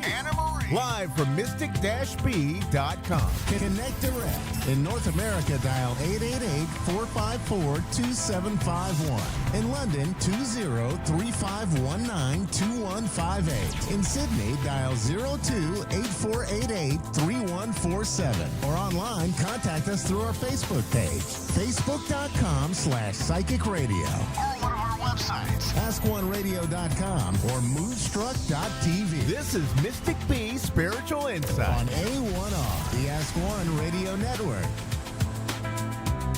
Hello, my cosmic friends. Welcome to Mystic B Spiritual Insights. For those of you that have met me before, thanks again for joining. For those of you that are tuning in for the first time, my name is Anna Marie. I'm your host each week. Whether you're tuning in via live stream or podcast, I'm delighted that you're here. My hope is that the world is treating everyone kindly, and if by chance that's not the case, just know you're not alone and people care about you. So keep going, and just know that we're glad that you're here. I am not sure that I've actually expressed this up to this point. So I just want to make it clear, if you are ever wondering what I really love about doing this each week, is it's really that I'm blessed to have a chance to help someone in some way. I firmly believe that everyone has unique gifts. We all have a purpose, and I just take great joy in helping others. I know what it's like to feel lonely and isolated and uncertain, and anything that I can do to just help uplift other human beings means a lot to me. So I may be in this space trying to offer some messages that bring some clarity and encouragement, but I also want to help you find ways to just trust and tune in to your own inner wisdom. We all have intuition, we all have gifts. It's really just a matter of learning how to trust and listen to the messages that you're receiving. So that means believing things that you can't see, and often things you really don't have the comprehension to understand or try to explain to others. I've had to reconcile all of that for myself, but just know that keeping an open mind is really powerful. It means also learning different ways that you may get information. Some of us that deliver insights and messages to all of you, we receive pictures. Some people will hear things. Some of us just feel things, or we may just know information without understanding why we know information. But most importantly, it's really knowing that it's going to take faith, it takes courage, it takes time, and you really need to know that your gifts are meant to be shared to help others. So that's why we're here. So if you would like to develop your intuition further, feel free to send me a message on Facebook. I have all sorts of tips and free tools that I'd be happy to share. I do have some of them that I've posted historically on my Facebook page, but don't ever hesitate to reach out. I love to empower others to develop their own gifts, and just let me know. For this show, however, we want to use our gifts together and raise our vibrations to the highest level so we can find some insights, not just to share with live callers, but even just people listening in. There's always some sort of message that we can glean in what someone else is going through. And I'm learning from all of you at the same time. So let's raise our vibrations and let's get some messages going. Looks like we have Jenna from New Jersey joining us. Jenna, do I have you on the line? Yes, Melissa's actually Tony. Jenna had put in for me to get a reading. So well, hi, she Tony. asked me to... I promised not to call you All Jenna, right. but that was very nice of her. Okay. I'm Thank really you. glad How that you you're doing? here. I like to ask if people have a particular topic that they want to focus in on, or if you would like a general reading. Do you have a sense of what I can do to help you? Well, one thing I needed to ask was, like, I've been looking for a place to live, and I want to see if anytime soon I might be able to find a place. It hasn't been easy. And, you know, that's pretty much like a lot that's on my mind, and to make sure my wife's health is going to be good. She's going through a couple things. My health. So let me see what I can plug into here. So I think first and foremost, and Tony, I don't want to dismiss your specific questions. So I want to make sure I've got those. So we want, basically the housing is a big deal, and things looking up for your wife's health, and really some positive changes. Is that what I'm understanding? Those are sort of the topics that you want to drill in on? Yeah. Okay, so before I get to that, I feel like sometimes there's other messages that we're also meant to receive. So before I get to those details, I'm getting a little bit of other energy for you. Do you mind if I share some of that energy first? No, go ahead. Okay, go ahead. Great. So I'm not sure if it's a mother that has passed or a grandmother that has passed, but I'm actually getting sort of grandmother-like energy, someone that's passed away. Do you have a mother that's passed in the past year or so? Yes, my mom has passed. Okay. My mom passed. I just feel like I'm getting that energy first. Okay. So, and we all get goosebumps, but I get the chills when I'm if I'm on target and I'm supposed to cover that first. So I feel like your mother is a woman of faith, and I feel like there's a message from your mother that you've got to lean on your faith, even if you're not a religious person. I think she shared some things with you and taught you some things as you were growing up. She really wants you to embrace your faith during this time. Does this make sense for you? A little bit, yeah. Okay. I also feel like she wants you to know, like, that she's calling you out is I'm hearing like you're the baby boy. Like, I don't know if you were the youngest child or there's something special about you, but there was something about you being the center of attention and you were kind of like the star, the baby boy in her eyes. Does that make sense? Yes, that is true. Okay. So just know your mom, first and foremost, wants you to feel encouraged, embrace your faith. She is connected to you. I also feel like she has left you some sort of, it feels like it's not just a legacy, but I feel like at some point she left you some very meaningful things. So aside from anything that she may have left you physically, I feel like the greatest power she wants you to lean on right now is just her messages of wisdom and her belief and faith in God and a higher power that you will get through this. Okay. And the baby boy will be fine is sort of what she's telling me. Does that make sense for you? Good. Yeah, Okay. Sounds good. Okay, great. So I also feel like it feels like there's some sort of offer that comes to you. So I feel like it feels tied to partially your question about a home, but I feel like it also ties to employment. So I don't know if you've looked for jobs that actually have a housing element, but this sort of feels to me like there is a job that has a housing piece. And the only two examples that I can come to in my mind is like if you were doing maintenance for an apartment complex that you may have reduced rent and have a unit on the property, or I know that they have like storage unit, people that manage storage unit properties and they have housing allowance and things like that.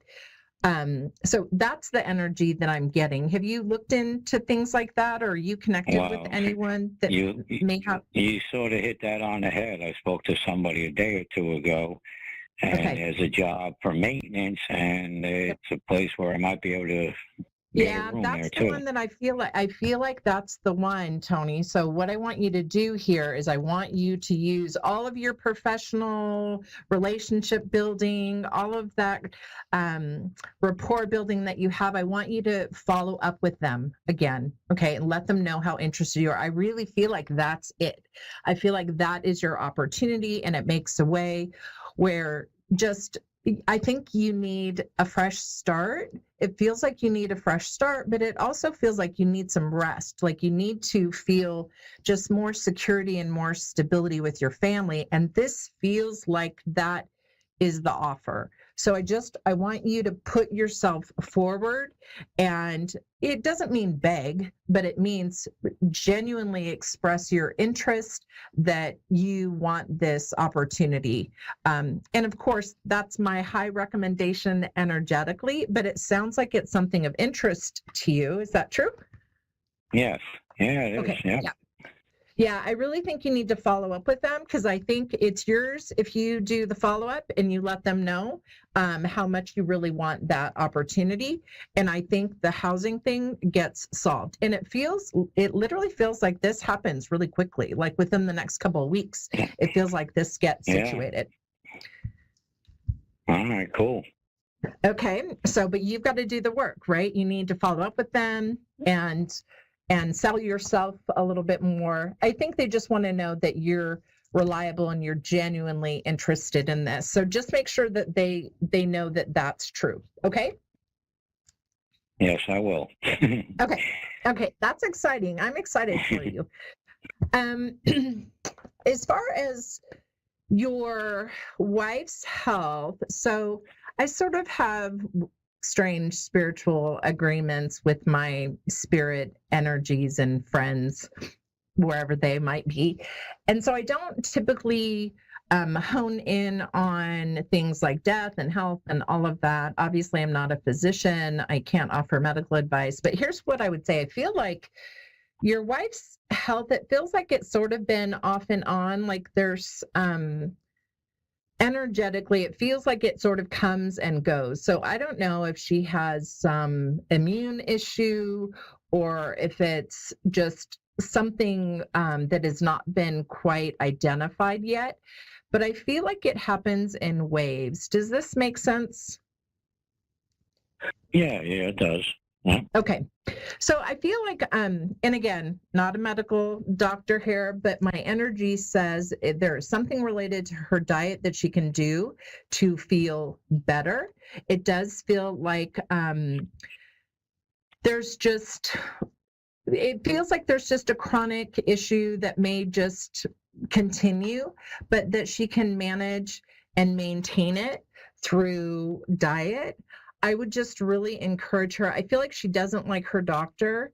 I don't know who's pissed her off, but I feel like she's not happy with some sort of doctor. And even if she doesn't like the personality of a doctor that she's been interacting with, I feel like he's knowledgeable and he has the right information so she can find some relief. And just remember also that if medical insurance or coverage is an issue, they can't refuse to see her. Okay.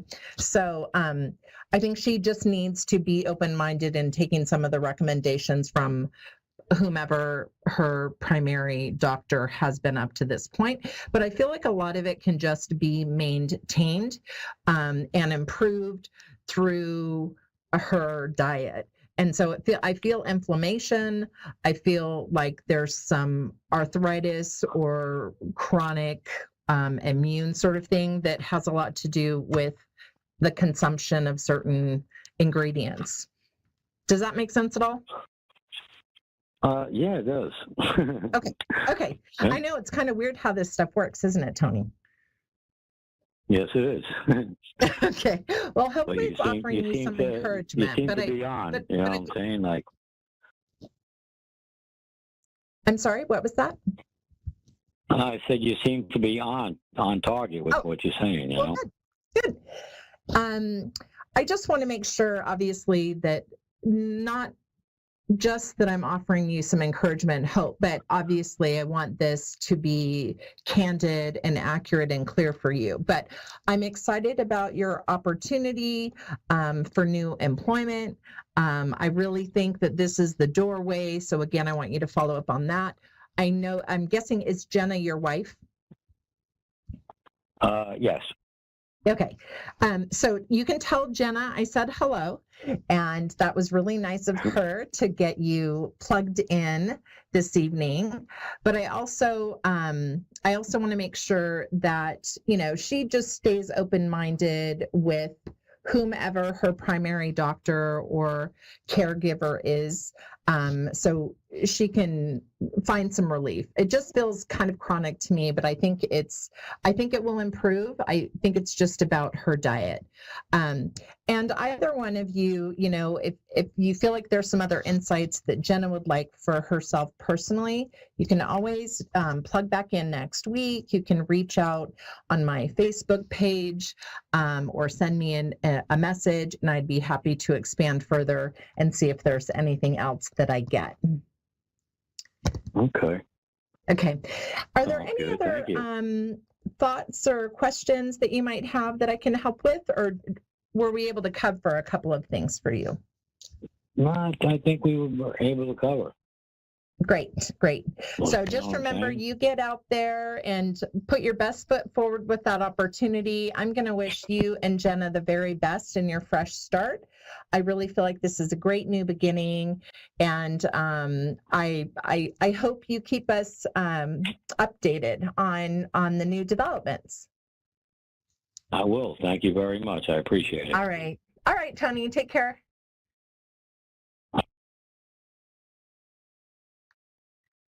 So how nice is that to have a partner that is looking out for you and open to getting you plugged in with someone on this network, hoping that you can get some insights and encouragement. So good job, Jenna. We love that support that you provide to Tony, and I truly wish you the very best. I do have a couple of other brief messages. They're kind of mini messages. For some folks that know this, I do meditate before the show. Sometimes I get lots of downloads of individual messages. Sometimes I don't. I just have a couple of quick things before we get to our next caller. So one, I'm just supposed to tell someone congratulations on the wedding. I also get the name Joni. So I'm not sure if Joni is tied to the wedding or if it's Joni's wedding or if Joni is passing along some congratulations, maybe that are overdue, but I feel like the wedding has already happened and there are some congratulations that need to be extended. And I do get the name Joni. I also get sort of a general message for all of us is to embrace the in-between. And whatever that means for you, just let it resonate. Take it wherever it makes sense. If it doesn't make sense, you can kind of let it go. But I think for me, it's sort of these moments. So Jenna and Tony, right? Maybe their in between is going from one stage of life to another, or one home to another, or maybe it is a transition in your health. Could be something in your health, could be something in a relationship, could be your profession, education. It can also be things like this, and this is how I took it for myself tonight. Even just doing these shows each week, I have to be receptive to getting information that doesn't always make sense. So it often takes courage to share these messages. I'm human, I'm imperfect, I'm not always going to be accurate or right. So for me, that message was embrace the in-between. So even in moments where I just don't know, I have to settle in on my face and embrace that in-between. So I hope there's something in that message that comes through for all of you. But it looks like we have Judy from St. Louis, Missouri, that is also calling in. Judy, are you with us? Yes, I am. How are you tonight? Good. I was going to ask you the same thing. Isn't that funny? How are you? Oh, I'm doing good. I'm doing good. Thank you. Even better now that you answered my call. Oh, well, we have great people at the A1R Psychic Network, and they do really great job of just getting everyone from the list and getting everyone called back and connecting you through. So we're glad that you're here, Judy. I want to make good use of our time because I know it's short. I will just say, once upon a time, I lived not so far away. I was in Chesterfield for a while until I realized how much I did not like the colds. And then I had to leave. Yeah. But I don't blame you. So I know you're probably dealing with a little bit of cold there, but I'm so glad that you're on the call. Thank you so much. Would you like a general reading, or is there a specific topic that you want to tune into? I think a general reading, what you think the spirits want me to know right now. Okay. Can I just tell you, I just feel your excitement. So I don't know what is new. I mean, I feel like you're just a positive person overall, but I don't know what is new, but I feel like you have good news that you've received recently. Is that the case? Maybe. And if it's not, it's okay. Maybe if you haven't received the good news, maybe that's where I'm picking up. You're going to get some good news, but I feel excited for you. I feel the excitement from you. But so you have not received any recent news in the last few days of something exciting? I think I'm finally deciding that it's time to walk away from the marriage, and that makes me excited. Okay. That's a big thing. So that's probably what you're feeling. And I'm excited to be on the phone with you. Okay. Well, that's great. Well, walking away, endings are always new beginnings. And so maybe the excitement that I'm feeling from you is that new beginning energy. So here's what I would say. And I know I do like things to happen organically. So you just kind of led me into the relationship front. But I'm going to just call out the energy that I receive. We'll go from there. And then if you want to talk more about relationship stuff, we can certainly do that in the few minutes we have. Okay. So big picture is this. I do feel you standing up for yourself. I feel like if you didn't stand up for yourself or advocate for yourself, someone was going to take you down, okay? Energetically, emotionally. So if you have arrived at a conclusion, at the very least, no matter what the status of relationships, marriage, professional endeavors, just know it's really important that you stand your ground and you not let other people take you down. So this is akin to the person jumping in the pool, trying to save the drowning victim, and the drowning victim drowns the rescuer. Does this make sense for you? Totally, yeah. Okay, yeah. So I feel like if you stay in the situation that you've been in, you will be drowned, you will be taken under. So I feel like no matter what the stance is that you have now, you are absolutely certain that you must stand up for yourself, prioritize yourself, take care of that, whatever that means for you. I also feel like you are just not sure what's in front of you. So even though I'm getting the excitement from you, I feel like it's all a mystery. So it's kind of like, well, what will this be or what will that be? But what's interesting is I don't think you're really worried. I think you're curious about what will unfold and what will happen, but I don't feel you concerned. And that to me just feels like you're strong, confident, capable, and you're a woman of faith. Does this make sense for you? Yes, very so. Okay. Yeah. I also feel like there's some scenario that you're in right now, and this might be some more of that excitement energy that I have, where you are actually the center of attention. And so this is going to sound kind of strange, and I don't want it to be disrespectful. I can only share it how I'm getting it. I almost feel like you've had a makeover, or you've lost weight, or you've done something with your hair. It just feels like you're getting a lot of attention now that you didn't used to get. Does this make sense for you? I have been losing weight and I'm getting my hair done tomorrow. So maybe that's it. Okay. Yep. Okay.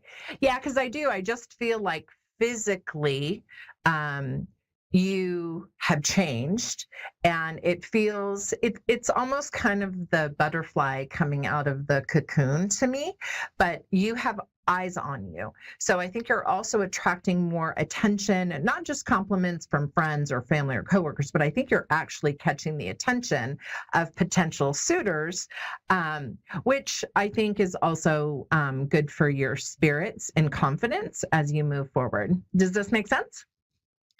Sure. Yes. Okay. Let me see. Because you were asking about general, I'm just going to see if there's a couple other things that are coming up. So I'm going to say this is my kind of contemplating the professional business path. So I don't know if you work or what your employment or business or professional status is, but I feel you looking out and examining some other options. So I feel like you could continue on the path that you are and be successful, but I am getting a sense that you want something more. I feel an entrepreneurial energy, thinking of just doing something or going out on your own. Does this make sense for you? Somewhat, yeah. Okay, just again, exploring your options, because I feel like you could stay the course, but there's something in the wings that feels entrepreneurial that you have in your view. I don't know if it's a serious option, because like I said, I see you unclear about the future.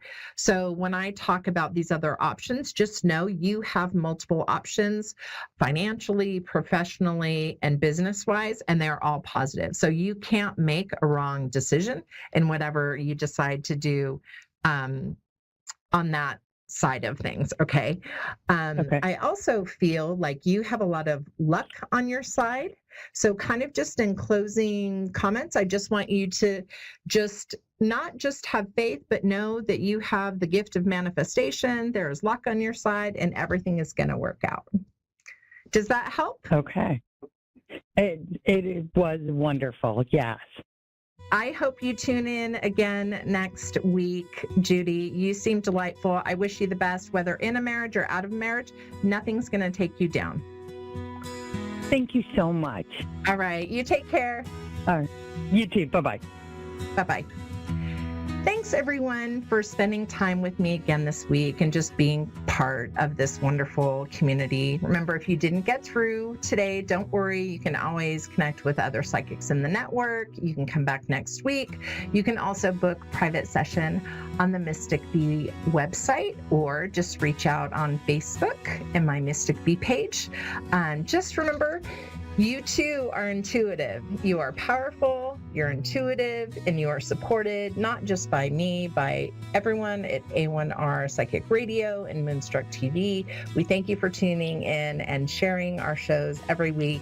Please trust yourself. Take the next step as you go into the month of Aries and the new moon, and just know that I'm sending you lots of love and light. Take good care.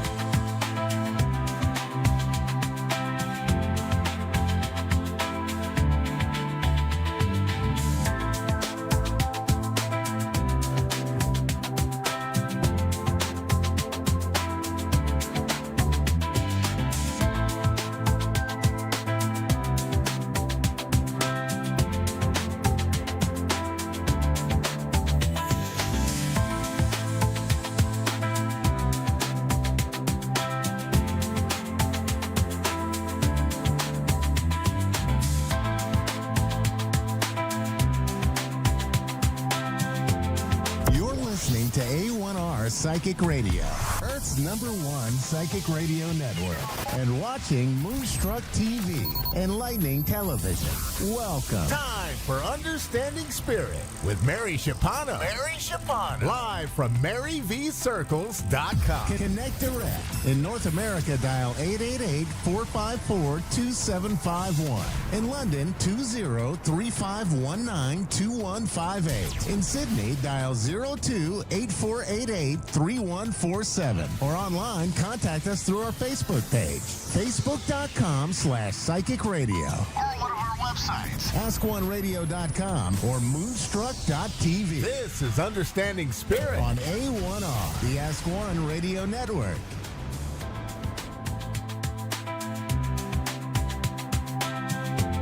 Hello, everybody. I hope you're all doing really well. Welcome to another week of Understanding Spirit. I'm your host, Mary. I'm still getting over a cold, so I had a massive coughing fit before I came on. So hopefully I'm done with that and I can get through with the show without too much sniffling and coughing. We'll go into the 3-card pull. Just take a moment to just feel which number you're drawn to. Remember, it's a collective reading. Take it as it resonates. If it doesn't make sense for you at the moment, it may make sense for you down the track, or sometimes Spirit will lead you to a card to give you a message for somebody else. Okay, so just keep that in mind today. Okay, if you have been drawn to card 1, the card that I have for you is this one. It is called Roots. And what is written here, it says, stay grounded while you reach for the sky. When I'm holding this card and I'm tuning into it, I do feel that, life for you at the moment is a lot about the journey rather than the destination, even though the destination is the priority. I just feel like you really need to plan where you want to go in life, or whether it's a career or whatever, a project, whatever, and just sort of kind of like map it out and kind of trust the process a little bit. And also, I just really feel like I need to tell you that there'll be better times ahead for you. If you feel like you've had to give up something, or you might need to give up something for a future reward, I feel like I need to tell you that that's okay. All right, so not to stress too much about that. I do feel also that communication is very important right now. So maybe like be open with your communication and expect others to be the same as well. Okay, for anyone that was drawn to card 2, it is this one here. It's got Nest written on it. And what is written here, it says, create a safe space for yourself and those you love. With this, I really feel like it's a time for you to give to others at the moment, like wholeheartedly, even before you expect anything, the same for yourself. Okay, I do feel there could be some issues that need to be resolved, whether this is an inner conflict or a conflict with others, but I do feel that there needs to be some healing from some past traumas. It could be family or friends, work colleagues or whatever, but that's how I feel guided to give you extra messages on card 2. If you have been drawn to card 3, it is this card here. This card has got healer written on it. And it says, mend the hearts around you with a love. When I tune into this card, I do feel like your mind and like a quick mind, a sharp mind is like your greatest asset for you right now. I feel like you always need to be alert, maybe crystal clear with your thinking, and also focusing on your perception of things as well. I feel like there's overcoming obstacles here. I feel like some of you may kind of be in need of getting back on your feet, gaining strength from a difficult situation, or even like with difficult people. There could be like a realignment that needs to happen here. I feel like I need to say, like, to shift your perspective and gain a sense of like more clarity for yourself. Sometimes, you know, we can be very focused on one way of dealing with certain situations, and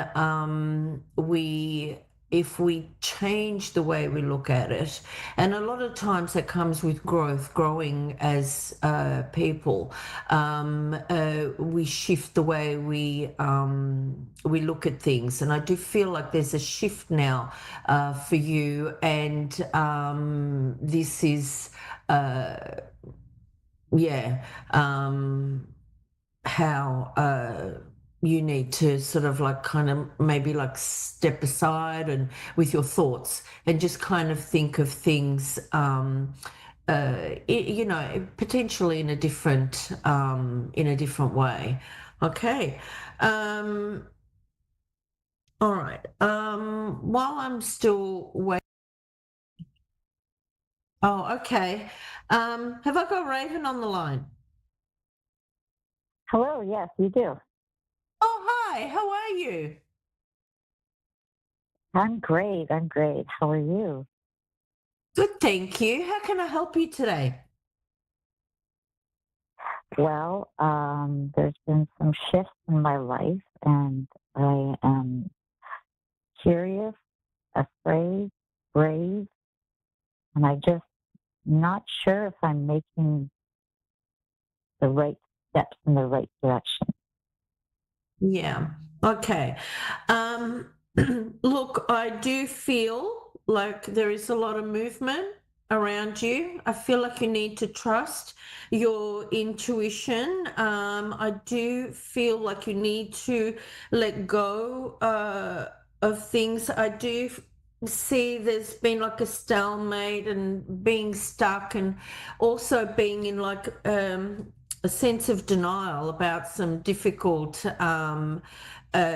changes. And I also feel like I need to say to you, you know, just letting go and leaving behind everything, you know, that is not serving you right now, and really trusting your intuition. I feel like you've made sacrifices and you've been waiting, and I do see the lack of direction for you. Does that all make sense for you, Raven? Yeah, it's coming along. Yeah, for sure. Yeah, I do feel that you need. Go on, honey. How does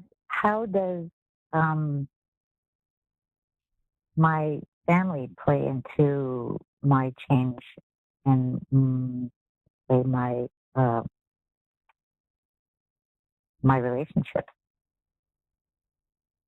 You mean family like parents, siblings, or do you mean your children?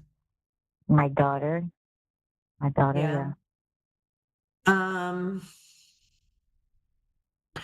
Look, I feel like, you know, I'm getting very anxious right now. I'm very overwhelmed with anxiety. And I feel like, you know, you might be feeling like that around this and her reaction to this. I do, to your changes and what you want to do.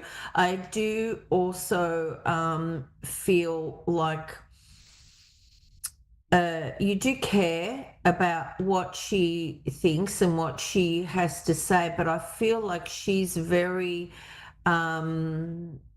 what's the word, like very assertive and very daring with her opinions and things. You know, if she doesn't like something, she'll be very honest and direct with you. She's not always going to like your choices, but Spirit is saying to me that she needs to sort of like calm down with her opinions of things, and you need to live your life and make your choices, because I just see so much advancement with you, and I see success and positivity and freedom.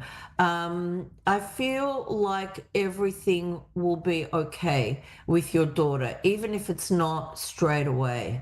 Does that make sense for you? Okay. Yeah, All right. it does. Yeah. Her personality, she's quite honest, all right, and she's quite assertive, but that's okay, all right. She's allowed to have an opinion. I do feel like on the whole she wants what's best for you, okay, but I feel like she's a bit entitled, shall we say. Right. Yeah. Right. Does that make sense Her for you? relationship with her father is what scares me.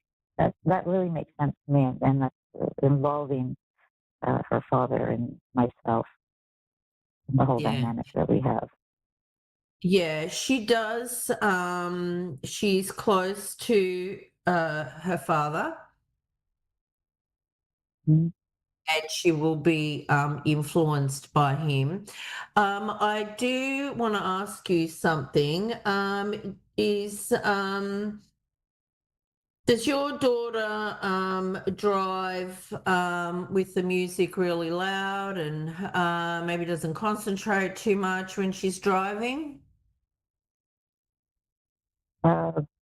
She's not driving, but that's how she is. And she's Okay. on a mission to do something, to go somewhere. That's how she's focused and music loud. What is that when she's driving? I Or drive just your with music loud. personality? Oh, you do. Okay. All right. I do, yeah.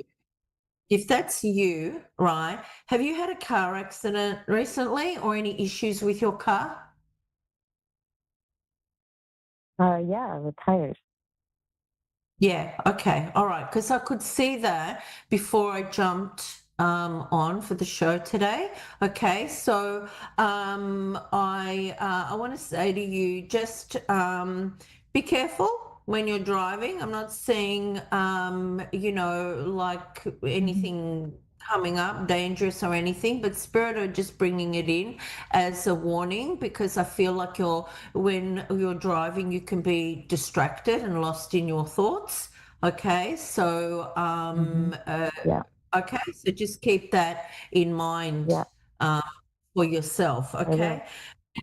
Like I said, everything that I see, I can see ongoing battles with you. I can see that you've had, conflicts and stuff like that, but I am also seeing success around you. Being told to tell you not to judge yourself, to self-evaluate and just have a bit of an awakening for yourself right now for what you want to do, okay?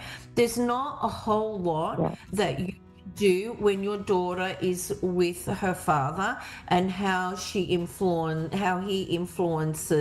her. Okay, you have to. I can still see like more arguments coming. Where you will feel defeated with things, but at the end of the day, you have choices. Okay, they're not just daydreams. You have real choices, and I just feel like you've got to let fate take over here now and just make the changes that help you to have a better life for yourself, Raven. Okay.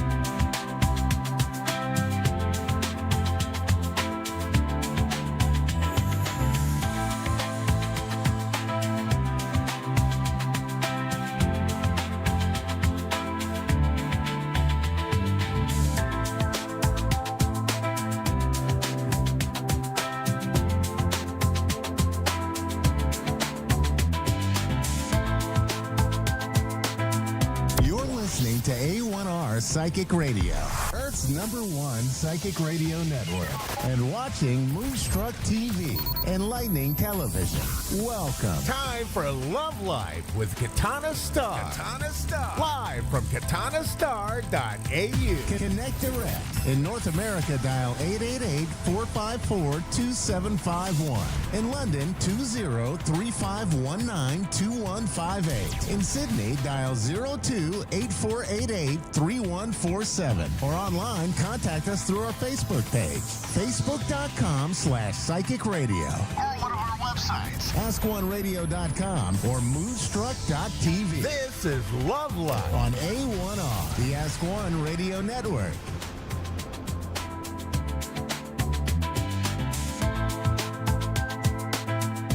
Hey everyone, how you doing?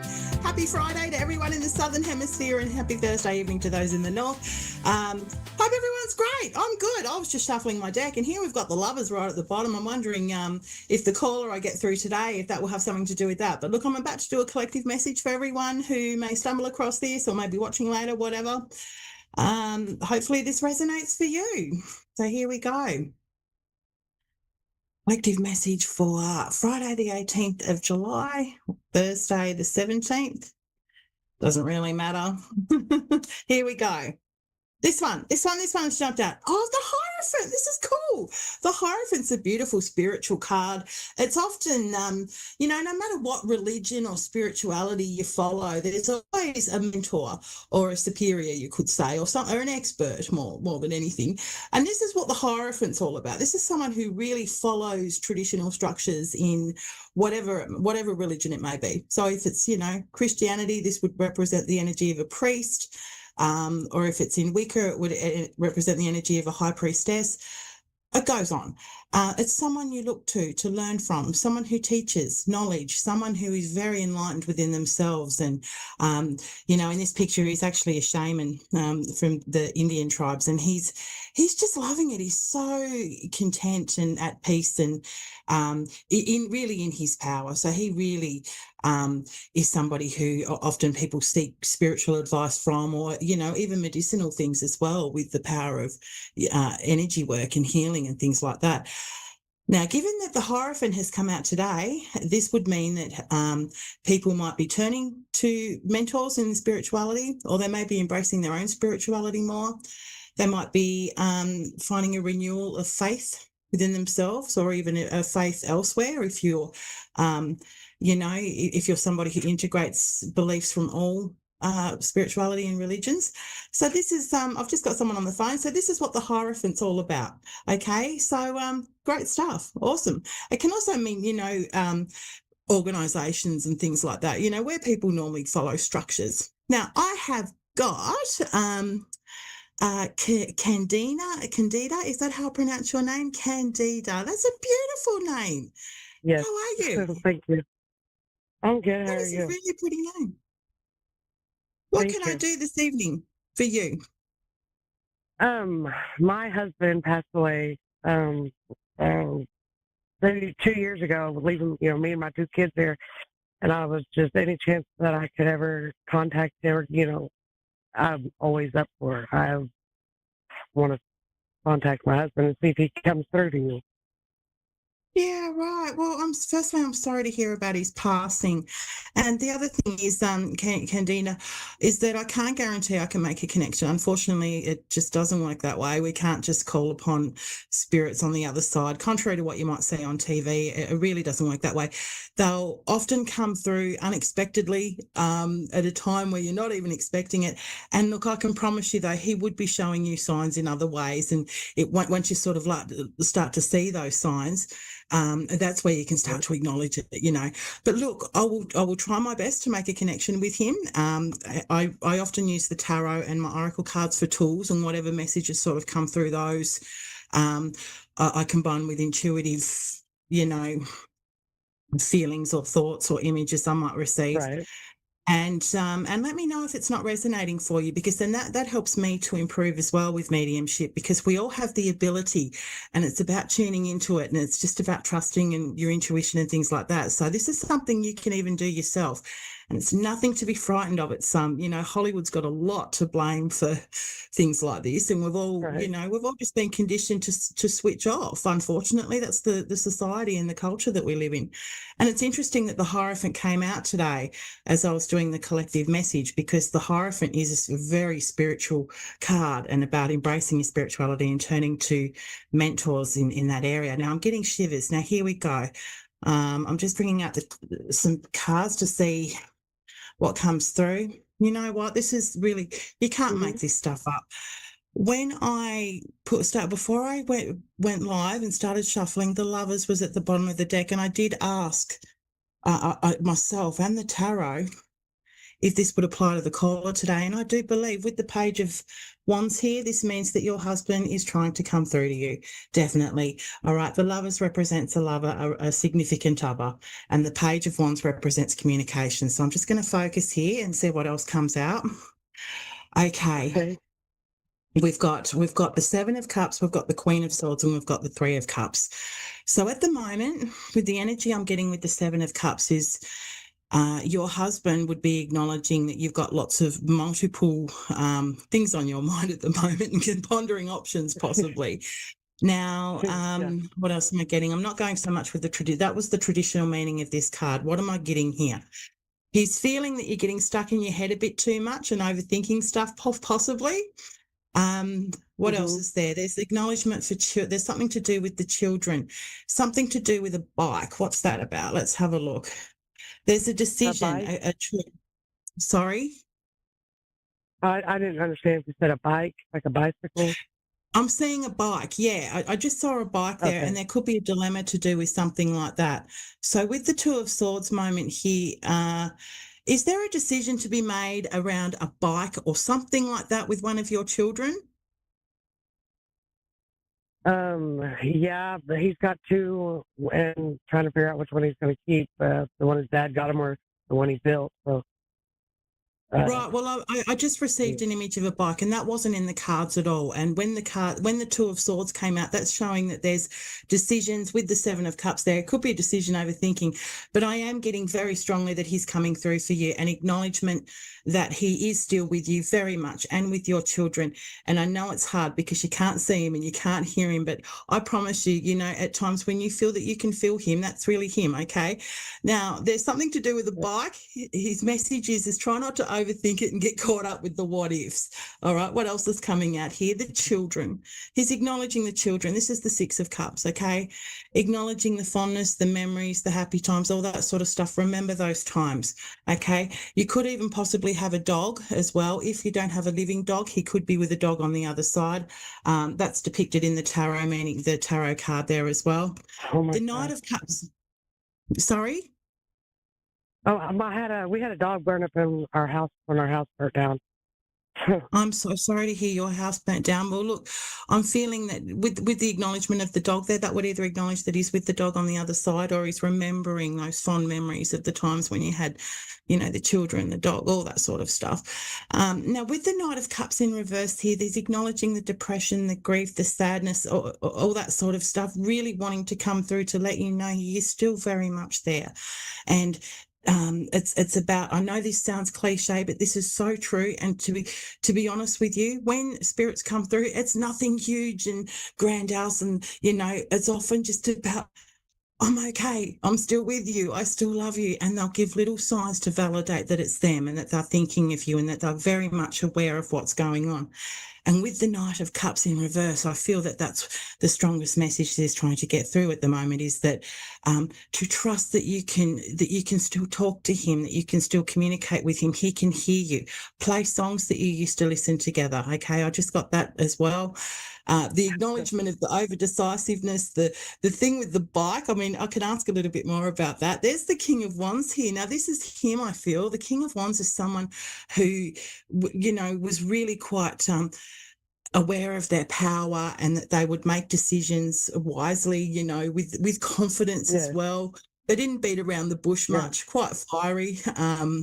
He possibly could have been a Leo. That's the astrology sign of the King of Wands, but it doesn't always have to be. That's just the sort of energy of that the King of Wands brings.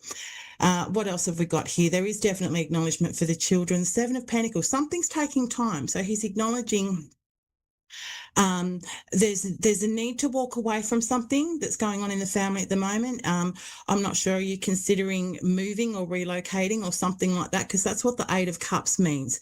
And if that's something you have been, sorry? Yes, I'm thinking about selling my house. Yeah, and there's a reluctance there as well, I suppose, too. And he's acknowledging that. He's acknowledging the reluctance, but he's also acknowledging to trust that things are taking time, but to also know that when one door closes, another one opens. Here's the Two of Cups. This is beautiful.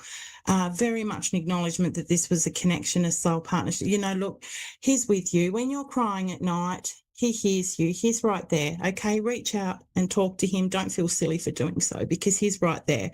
All right. He wants you to consider too, to keep living life and consider that down the track, you know, years ahead, that there will be new partnerships, there will be new opportunities. Keep enjoying life. Life is far too short.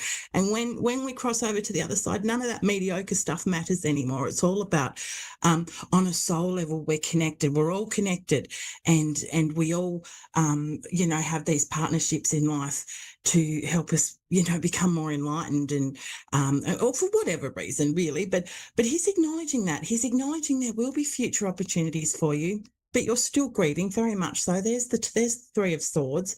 He's acknowledging to embrace future opportunities. It's going to be okay. You know, live life. Let yourself live life. Let yourself be happy. The King of Pentacles is here as well. Now, he's potentially another person in the future that you might meet. The King of Pentacles is very different to the King of Wands. But the King of Pentacles can also be about your own masculine energy as well. The King of Pentacles is about, you know, success, accumulation, and he's often a bit older as well. So he's lived his life. He's had lots of experience and things like that. And he's sitting back enjoying family. I'm not feeling the energy of hubby anymore. I'm sorry, he's gone, but he did come through. I could feel that very much so. To acknowledge he's still with you, acknowledge something about a bike, and try not to overthink it all. Also, that, you know, with the move, even though it might feel, you know, reluctant, go for it, because, you know, life's too short and he wants you to live and enjoy your life and keep yourself open for the possibilities. Now, I've just been given the prompt that I've got 30 seconds left, so I'm sorry I can't go deeper into that with you, but I hope that brought you some comfort and yeah. And like I said, you keep talking to him because he can hear you. Write him a letter, talk to him, play songs. Okay, all right, bless you. And as for everyone else, I'll see you same time next week. Thank you.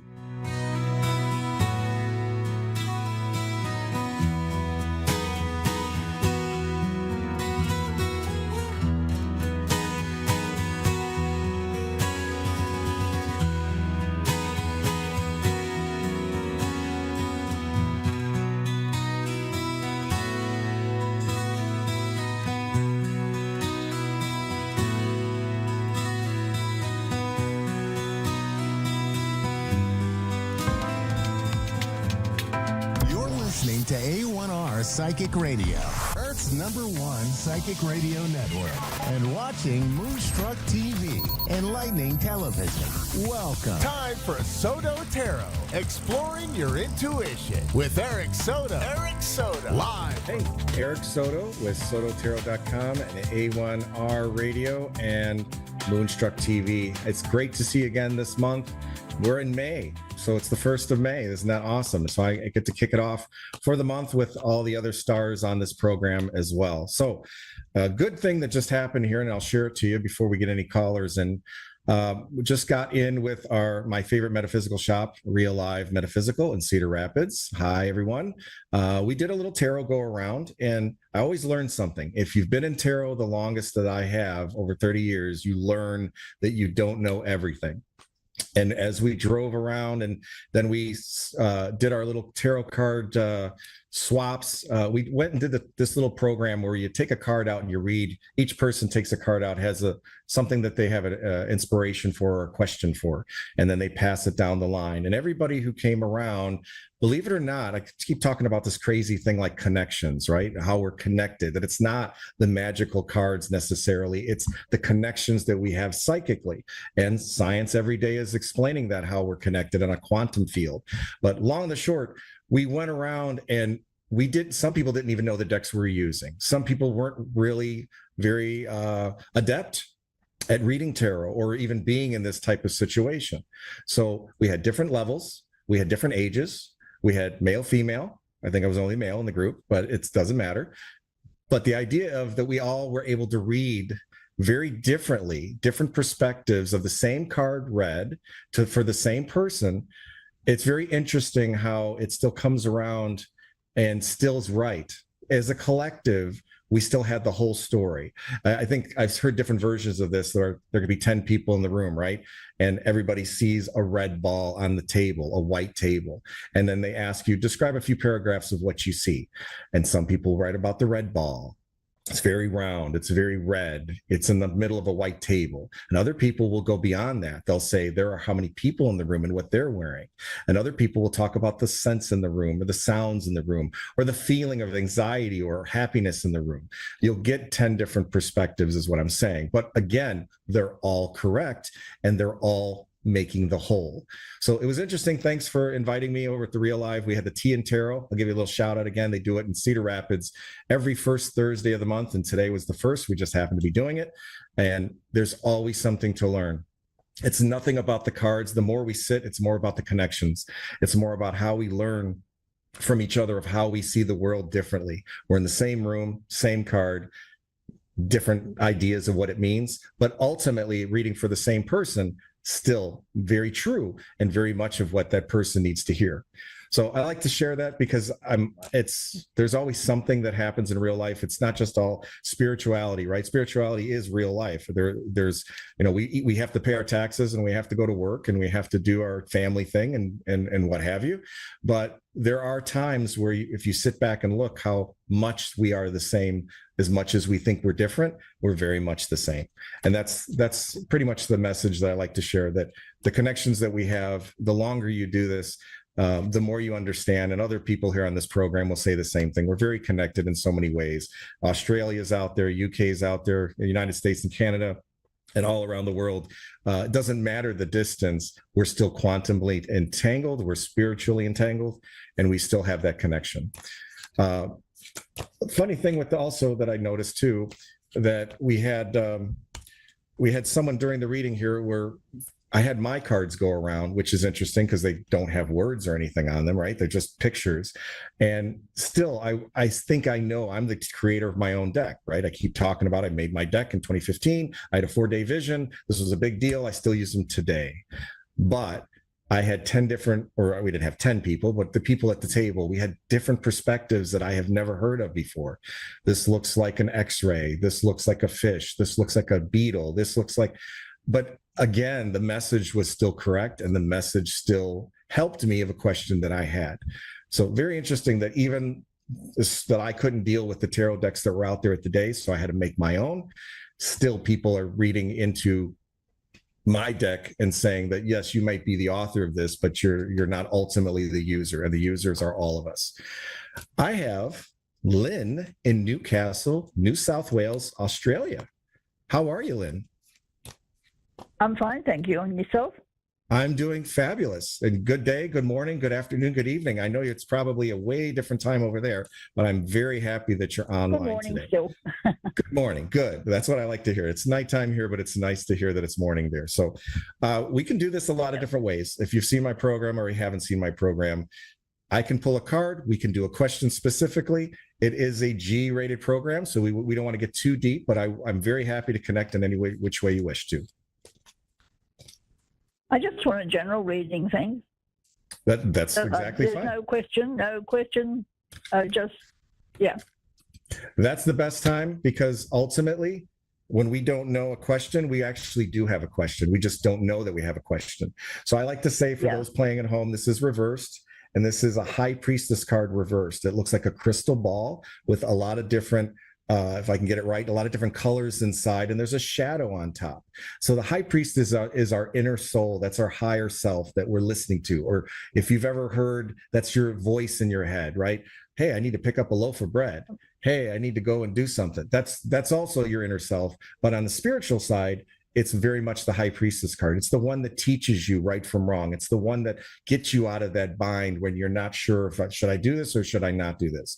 And when there's a shadow on the side here, it just means we haven't been listening to ourselves enough.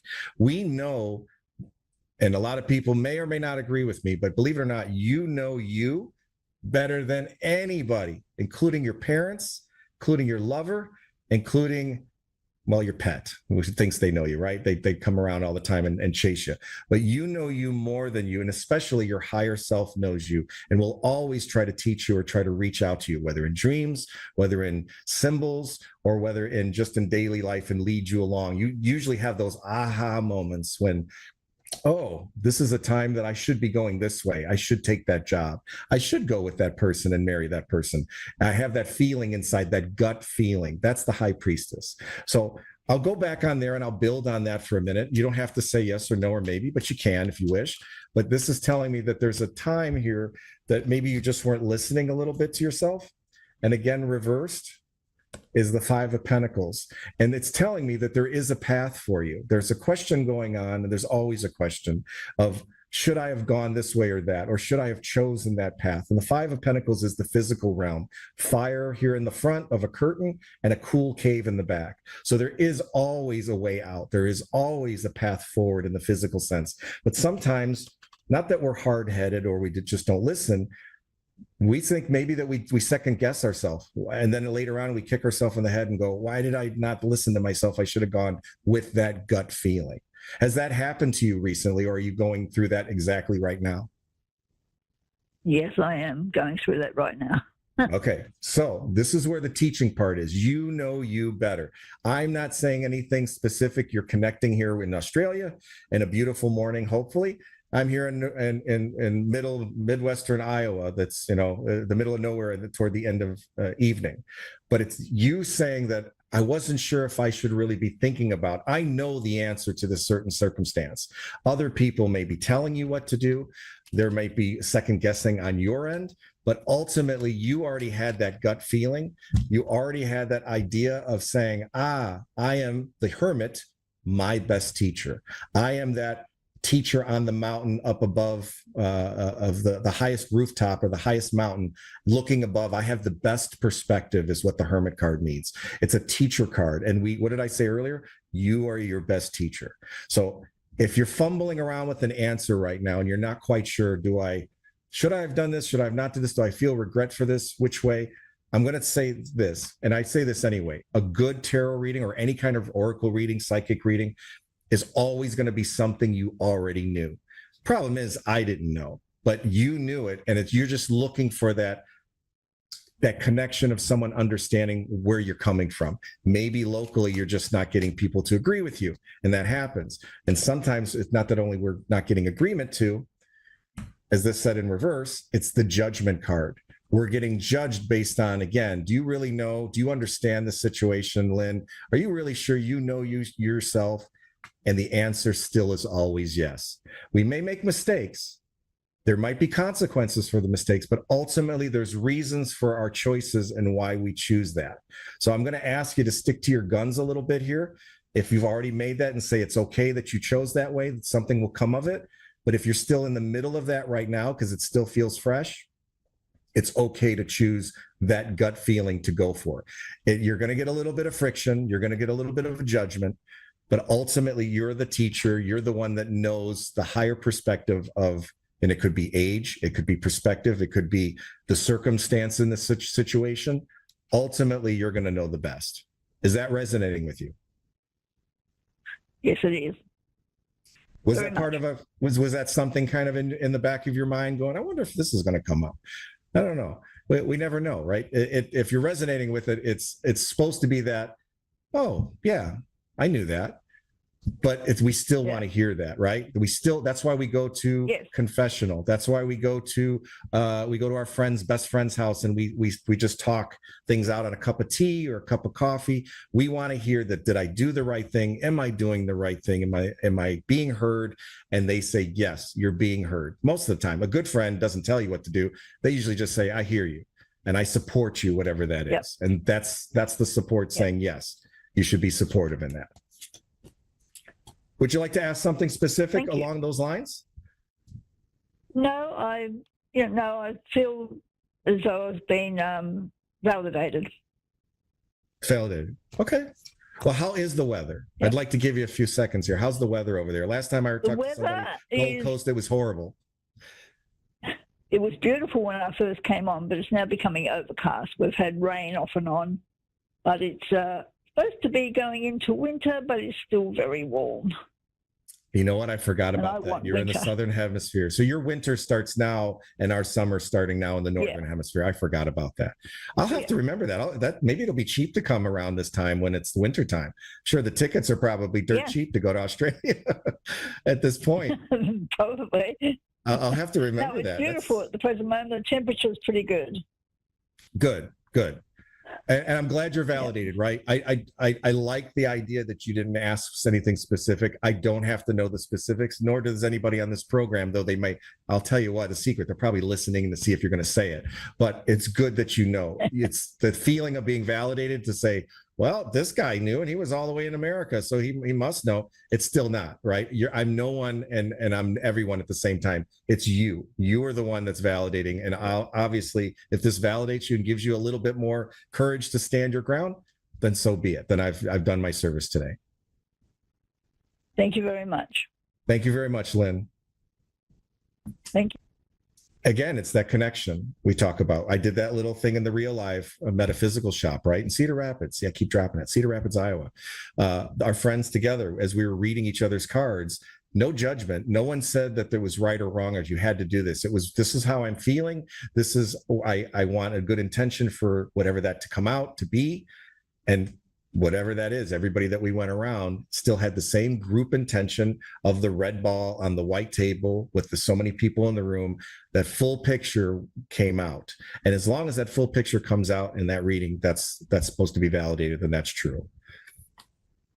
I have in Maryland, USA, Phyllis in Parksville. How are you, Phyllis? Fine, and how are you? I am very well, and I'm very healthy, and I hope you are too in this evening here in the USA. So if you've been listening, I can read any different way. You can ask a question specifically, or we can go whatever comes up. That is completely up to you. It is your time. Okay. I have problems with my children, and they don't talk to me, and I haven't done anything to them. Now, the one daughter came over for Easter, but I haven't heard from her since. Am I going to hear from her again? That's a good, valid question. So I made sure I pulled this while you're asking, so then you can actually see what this means.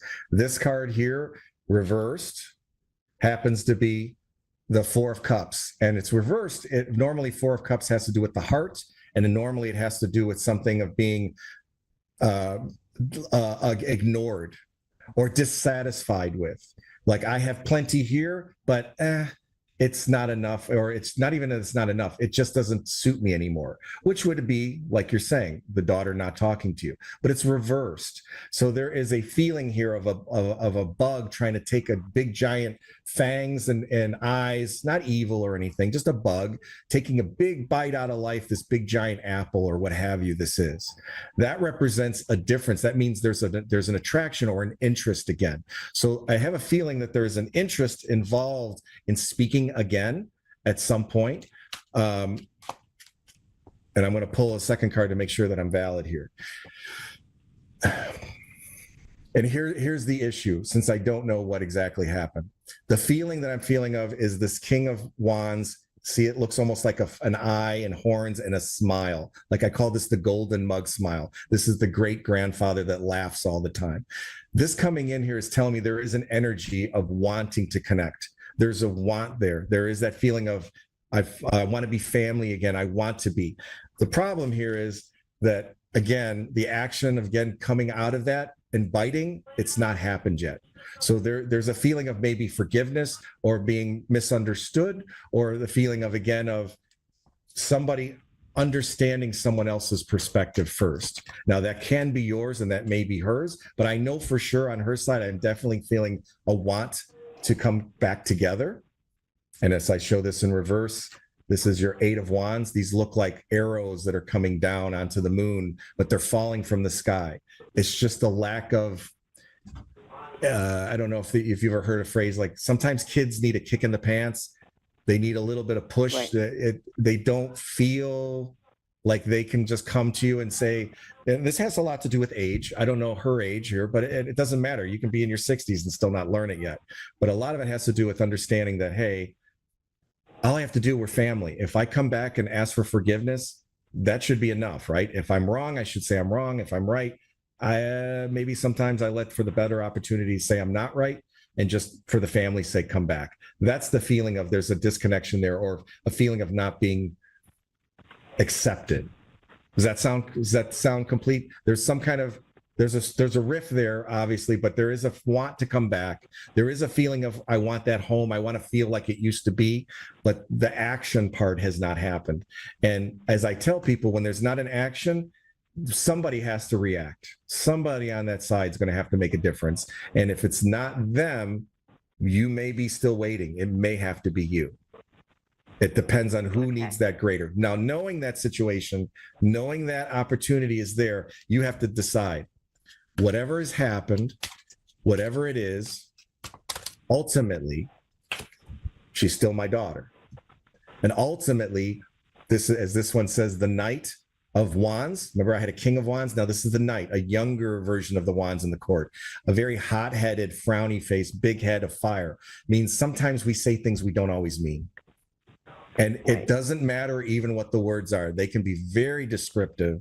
They can be very hurtful, but we really don't mean. That's not the basis of what we actually mean. What we're trying to just be is understood. And sometimes it could have been this situation blew up because her perspective was not heard or validated, and maybe yours wasn't. Here comes the break. But there's still a longing to connect. There's still a longing to want to make this somehow just never have happened, and let's just go back to how we used to be before. So knowing knowledge, this is the tough decision. You are the maker of your own story. Yes, your daughter's in your story, but this is your perspective from your viewpoint and how you want your story to end. Are you going to wait for her to come around? Maybe. Or knowing that she might be hurt, that's an advantage. That's on a battle of warfare, or on the battlefield of love and family. Knowing what the other person feels will give you an advantage. And that means, how do I approach this? Do I approach this with a bigger heart and let bygones be bygones? Or maybe I can't completely forget it, but I can forgive. And unfortunately, you made me feel this way, and I made you feel that way. Let's agree to even disagree at some point, but for the sake of the family, for the sake of love, maybe even grandkids involved, or something of that nature, let's let bygones be bygones, because life is short. Right. Well, sounds similar. I invited her over for Easter dinner, and she came over, and we had a nice visit, but I haven't heard from her since. So there was pleasantries, right? So you went through the pleasantries of the holiday. Is there children involved? Is there grandkids? Yes. Okay. And so great grandkids. There's pleasantries. And if I'm right, this is the tingle feel here. So again, here's that Temperance card, and I'm going to show you to you upright. It's not upright, but I'm going to show you to you what it actually looks like. It looks like a face blowing a wind beneath the wings of a bat or a dragon or something here. That's what Temperance is. Wind beneath my wings, I call this card. Means for Temperance, for balance, it's hot and cold.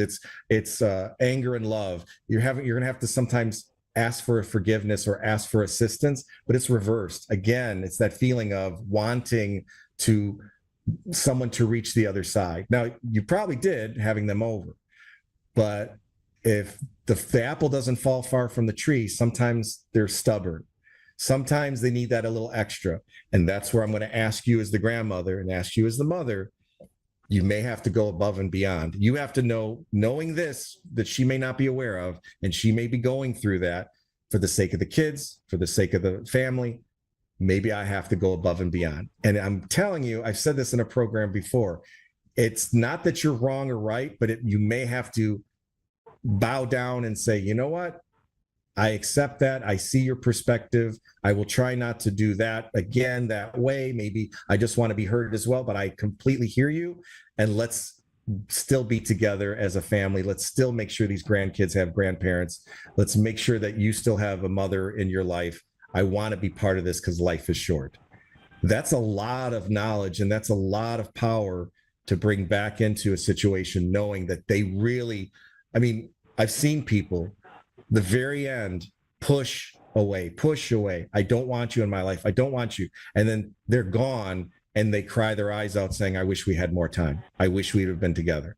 I wish. This is even on the other side. This is what other mediums are saying too. This is what other spirits sometimes come. I've connected with my father at one time that wasn't really treating my mother right when she passed early from cancer. And unfortunately, when she passed, he regretted everything. And now that he's on the other side and I actually got to connect to him, that was one of the first things he said is, I'm completely sorry for how I treated your mother. And I would have never, ever put that past him to be that way and say, you actually want forgiveness? You really did wrong? I guess you're seeing the light. We don't want to go to that extreme. The idea, knowing that is, you have to think they don't always know better. It's a different world now. People are texting when they're sitting right next to each other. Phyllis, they're texting each other when they're in the same room. They don't understand. You and I probably grew up where we had long conversations on phones. We went and met each other in person. We had group things together, or family outings. Sound familiar? Yep. They don't do that anymore. That's non-existent. No, not at all. Kids don't know, even though you raise them, the society and the school don't understand. They hurt and they don't know why they hurt inside. Why am I hurting inside? Why am I not able to connect with my mom? And why are we blowing up like this? And sometimes they need a teacher, somebody that's higher up, to come up and say, you know what? I'm going to show you how to do it. Sometimes you just cut your losses, and this is more important. I want the grandkids to learn a lesson here. I want you to learn a lesson, and I'm learning a lesson along the way. This is more important. So yes, good idea that you brought him over to the Easter meal, right? That's a good reaching olive branch. But ultimately, they are a page of wands. They are a child. They have all this energy at their feet and none in their head. They have no experience. It's all potential. They don't know what to do with it because they haven't gone through it. She may still be a new mother. How many kids did you have? I had 4. I'm 74 years old. And she's had how many? She's had 4. Okay, so there you go. But she's also at a younger age. There is some learning involved. Some people can go through and they don't understand completely, or they have. You can have your own child turn on you, and you think you did everything right, and you probably did. And it just has to do with society, has to do with that child. It's called the black sheep. It's a part of thing that happens ultimately in families. But again, going back to that, we still know she does want to reach out. She might not have the tools to understand that. She might be having a difficulty dealing with that with her own kids. And that is going to be your opportunity to train, wrong word, not train, to teach and show by example the grandkids and your daughter how it's to be done while you're still here on earth. If anything, that's something they'll remember. It might be tough, and it probably will be, and there'll be some words exchanged and energy exchanged, but ultimately, this is something you're going to probably have to do if this means something to you. All right. Okay, we'll do. It's a tough thing, right? But I'm telling you, yes. I feel it on her end. I don't have to show you the card again, but the feeling is I want to connect, but the arrows aren't landing. Remember, I showed you the arrows are not landing. That's telling me the energy, she doesn't understand how to make that amends. It might be just simple as just talking and forgetting like it never happened, and then making a phone call, picking up a phone call, or showing up again. But they don't know. They don't know. Sometimes you have to go a little above and beyond and prove that and show by example. That's the best teaching way, is to go show by example. They'll remember that, and they'll teach that to the grandkids as well. Okay, thank you. You're very welcome. You're very welcome. I hope you have a non-eventful next couple days of weather, because weather's been crazy everywhere here. But I also really hope that you make that connection. I hope that don't be determined. It took us years in some of my family. Unfortunately, I had to wait till my father passed before I made amends with him. But I was able to make amends with my other side of the family very early, and I'm glad I did while they're still alive. That's right. There's a difference there. I'd always choose the other when they're alive, every single time if I could. And that's the battle you have to think. If it's worth it to you, it'll be worth it to be that example. And it's not going to be an easy one. Okay. Phyllis, you have a good evening. Thank you. You too. Thank you, sir. Bye-bye. Sure. It's a tough pill to swallow, right? I'll be the first one. I've gone through this too. I've had to go through a little example, and I won't call anybody out, but I had two families. I had my personal family that I could not make amends while my father was alive. He's passed now. I've clearly had him come through making amends with me, that I completely forgive him. And I know on my mom's side I've connected to. On the other side, I've had people that are alive and some that are not, and some I've let go, some friends I've let go, some family I'm still holding on to. And there's reasons for that. And I'm glad that those connections are still alive and well, or connected the way they are. And there's always new opportunities to make new friends and new opportunities to make new acquaintances. Even though I've been married over 30 years with my wife, I'm still always looking for that friend of a guy that we go hang out and do things together. I'm still looking for that comrade at work, or that team member that we get along and see things on a business level. There's always the want of that connection, and any part of your life. It doesn't have to just be family. And always look for those opportunities that are available. Always look for an opportunity to make amends if you can. And remember, there are going to be some that you still have to let go and just not return to, because you might not be capable of doing it emotionally or physically or monetarily at this point. Some things they just keep repeating, and it's above and beyond something that you can do. So I will close with saying, please, if you'd like to continue this conversation on a reading level, you can go to www.mynamesototero.com, where I have my Facebook.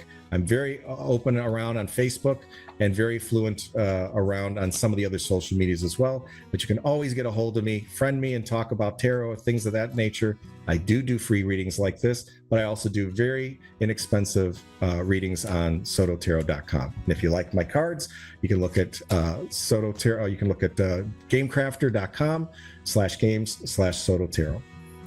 Thanks, everybody. I hope you have a wonderful day, a better evening, and a wonderful night as well. Take care.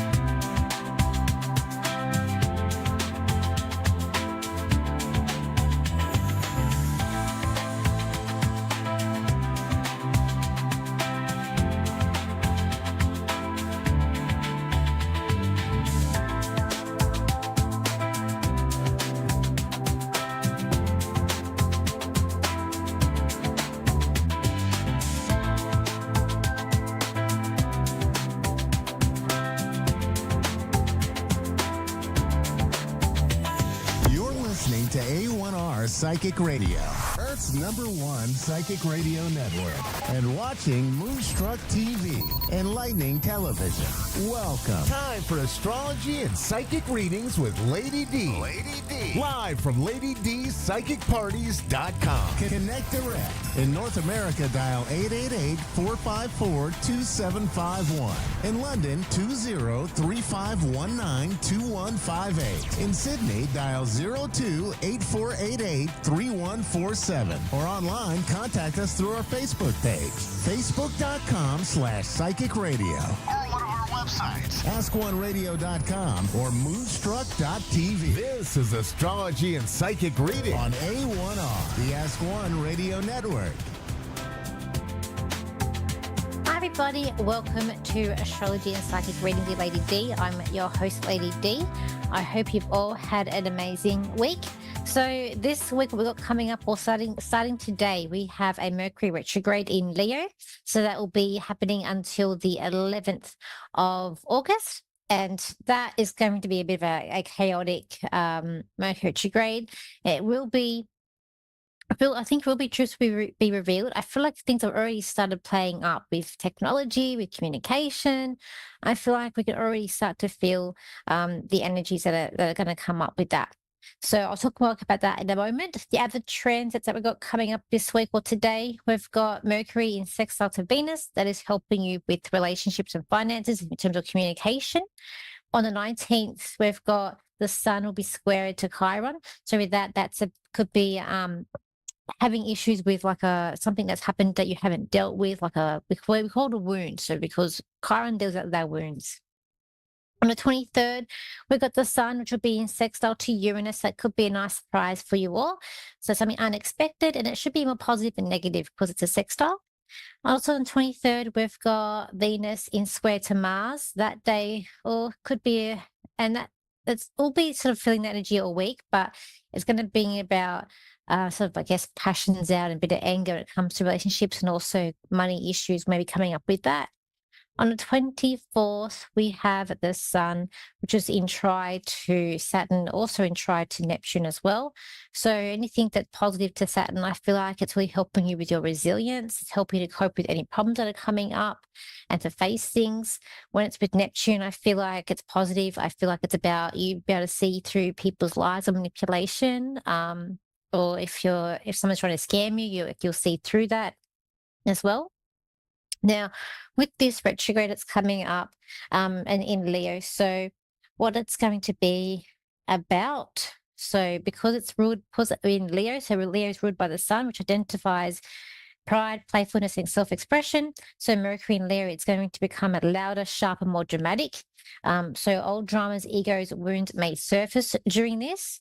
Also, creative projects may stall or need revising. So it is about, also it matters the heart. So excess, crushes, romance may also come back into your life to also closure or healing, or maybe that you get together and it's going to be great. New relationships formed in a retrograde doesn't really go well, or new jobs doesn't really go well. It's more things from the past that is better.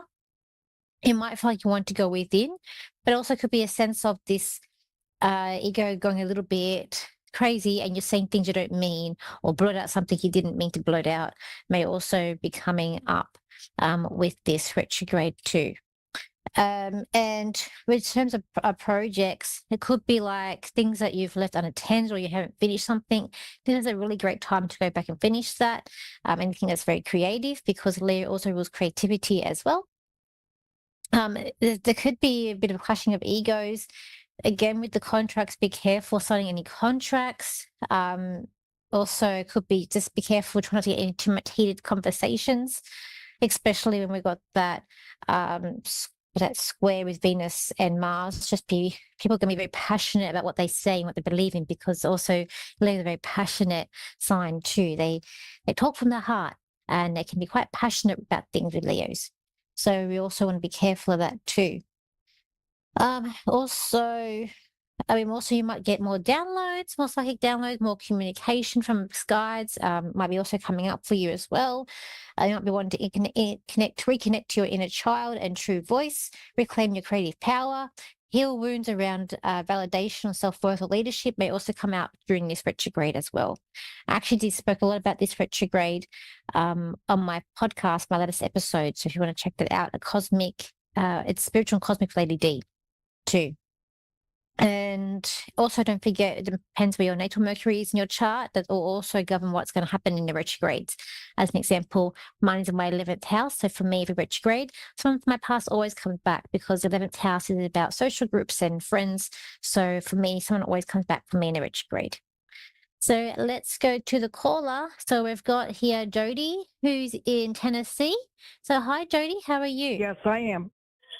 I'm doing good. Thanks for asking. Great. That's okay. How can I help you today?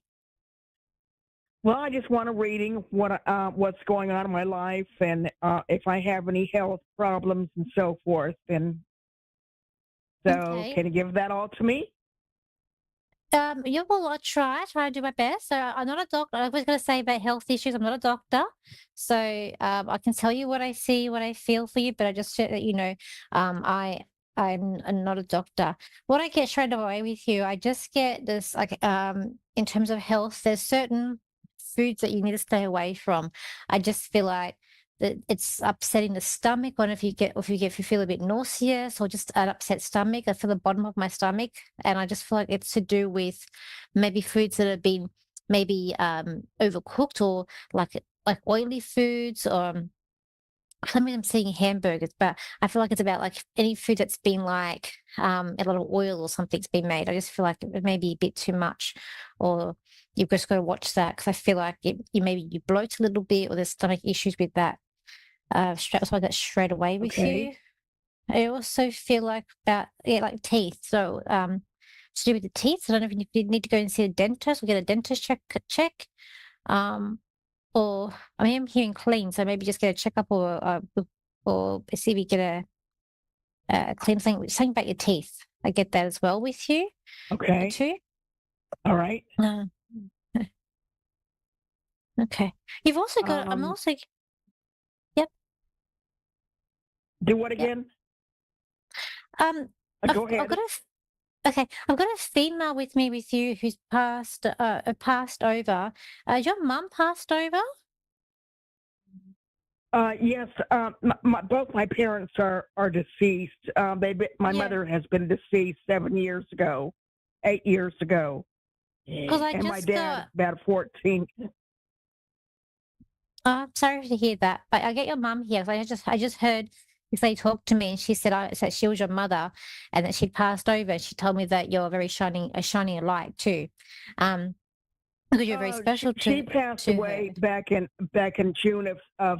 She passed away in June of 2017. But you're very special to your mother, though. She's telling me that you're very special to her, like you're her light. Like you, I don't know if I feel like maybe you looked after her because I see you kneeling beside her when she's in bed, and she's thanking you for everything that you've done for her. Because she even told me that you're very special to her, and that you have such an amazing shining light about you as well. Too. I feel like with her too, the thing about she couldn't eat, or she couldn't eat certain foods with her as well. She sort of showed me that she's pushing away food.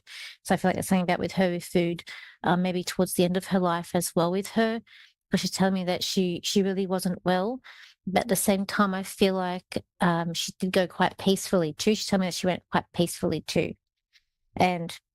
But also thought she was and to describe her, she was a good mentor to people that she knew, and she was a teacher. She taught school. So and her students. Don't tell me too much yet, because I like to tell you what I get from her. But she's just talking about how with the ending of her life, that she couldn't get out of bed. She's telling me, too, but. She feels very at peace. Like she feels very peace and very much calm. I also feel like she'd be quite exciting person too, like a very like social butterfly. I feel like she likes to talk to people and talk. But I also feel like she would worry about people a lot too, as well. But I feel like sometimes she's saying sometimes I talk too much. That's what she's telling me as well with that. But she just wants to say thank you to you for everything that you've done to her, like done for her, because she couldn't have her transition from this world to the next world couldn't have been as smooth without you. So she really wants to thank you for that, for what the help that you for your support that you gave her in that transition. I was a very lazy person with her, and I didn't help her a lot. And I think she got aggravated with me about that.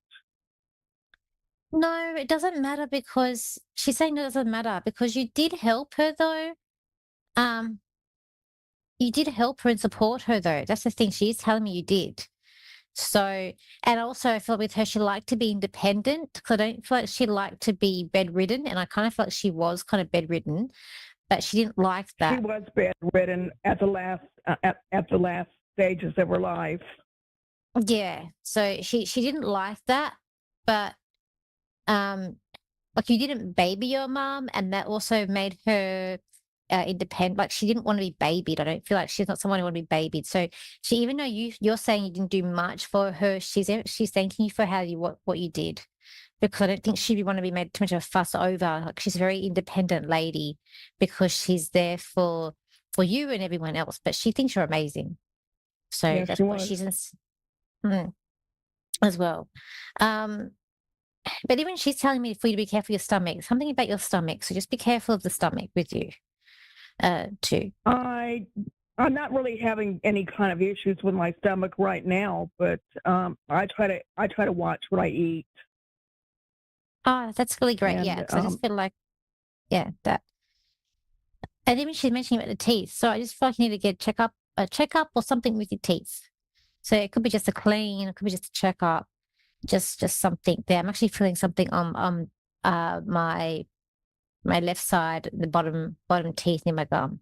So it could be that you just need to get a checkup or get something seen to with the teeth as well. There is a transformation happening around you. I feel like you're getting quite stronger.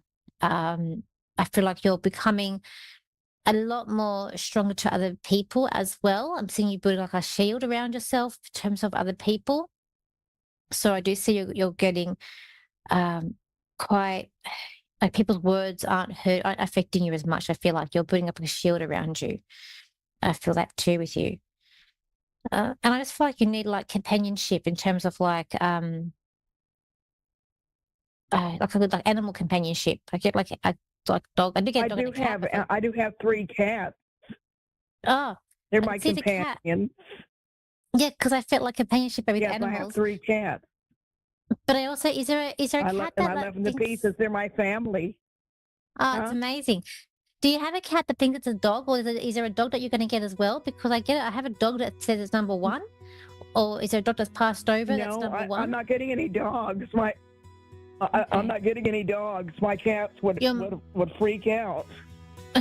Your mom had a dog? I used to have a dog. Okay. Before she passed away, a long time ago, I used to have a dog. That dog is number 1. So that dog was your like number 1 dog, or was the best dog? There's a dog here with me. He was a good dog. Yeah, because there's a dog with me as well. Dog just wants to say hello, but just very quickly, thank you for calling in today, and I hope I've helped you today. Thank you very much. Thank you. That's okay. It's okay. So if you want to contact me, guys, it's going to be a crazy week with this retrograde. Just take it easy. Don't worry if communication doesn't go correctly. Just breathe and just it's going to be okay. If you want to contact me, you can either, my website is Lady D Psychic Parties. My Facebook page is Lady D Psychic Parties as well. My podcast is called A Cosmic and Spiritual Lady D. And my Instagram is Lady D Psychic. And my YouTube is called then Lady D Psychic. And TikTok is Lady D Psychic as well. So thank you, and I will see you same place, same time next week. So bye for now.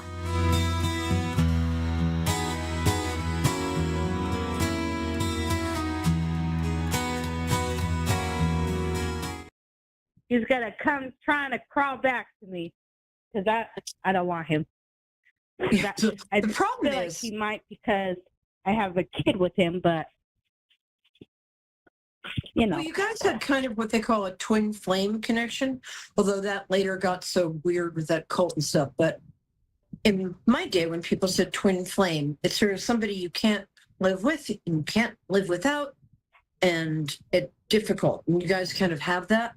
I think one problem here is, I hope he's not watching this, because you're smarter than he is. I think that's the main problem here. You're smarter, and he can't get away with stuff with you.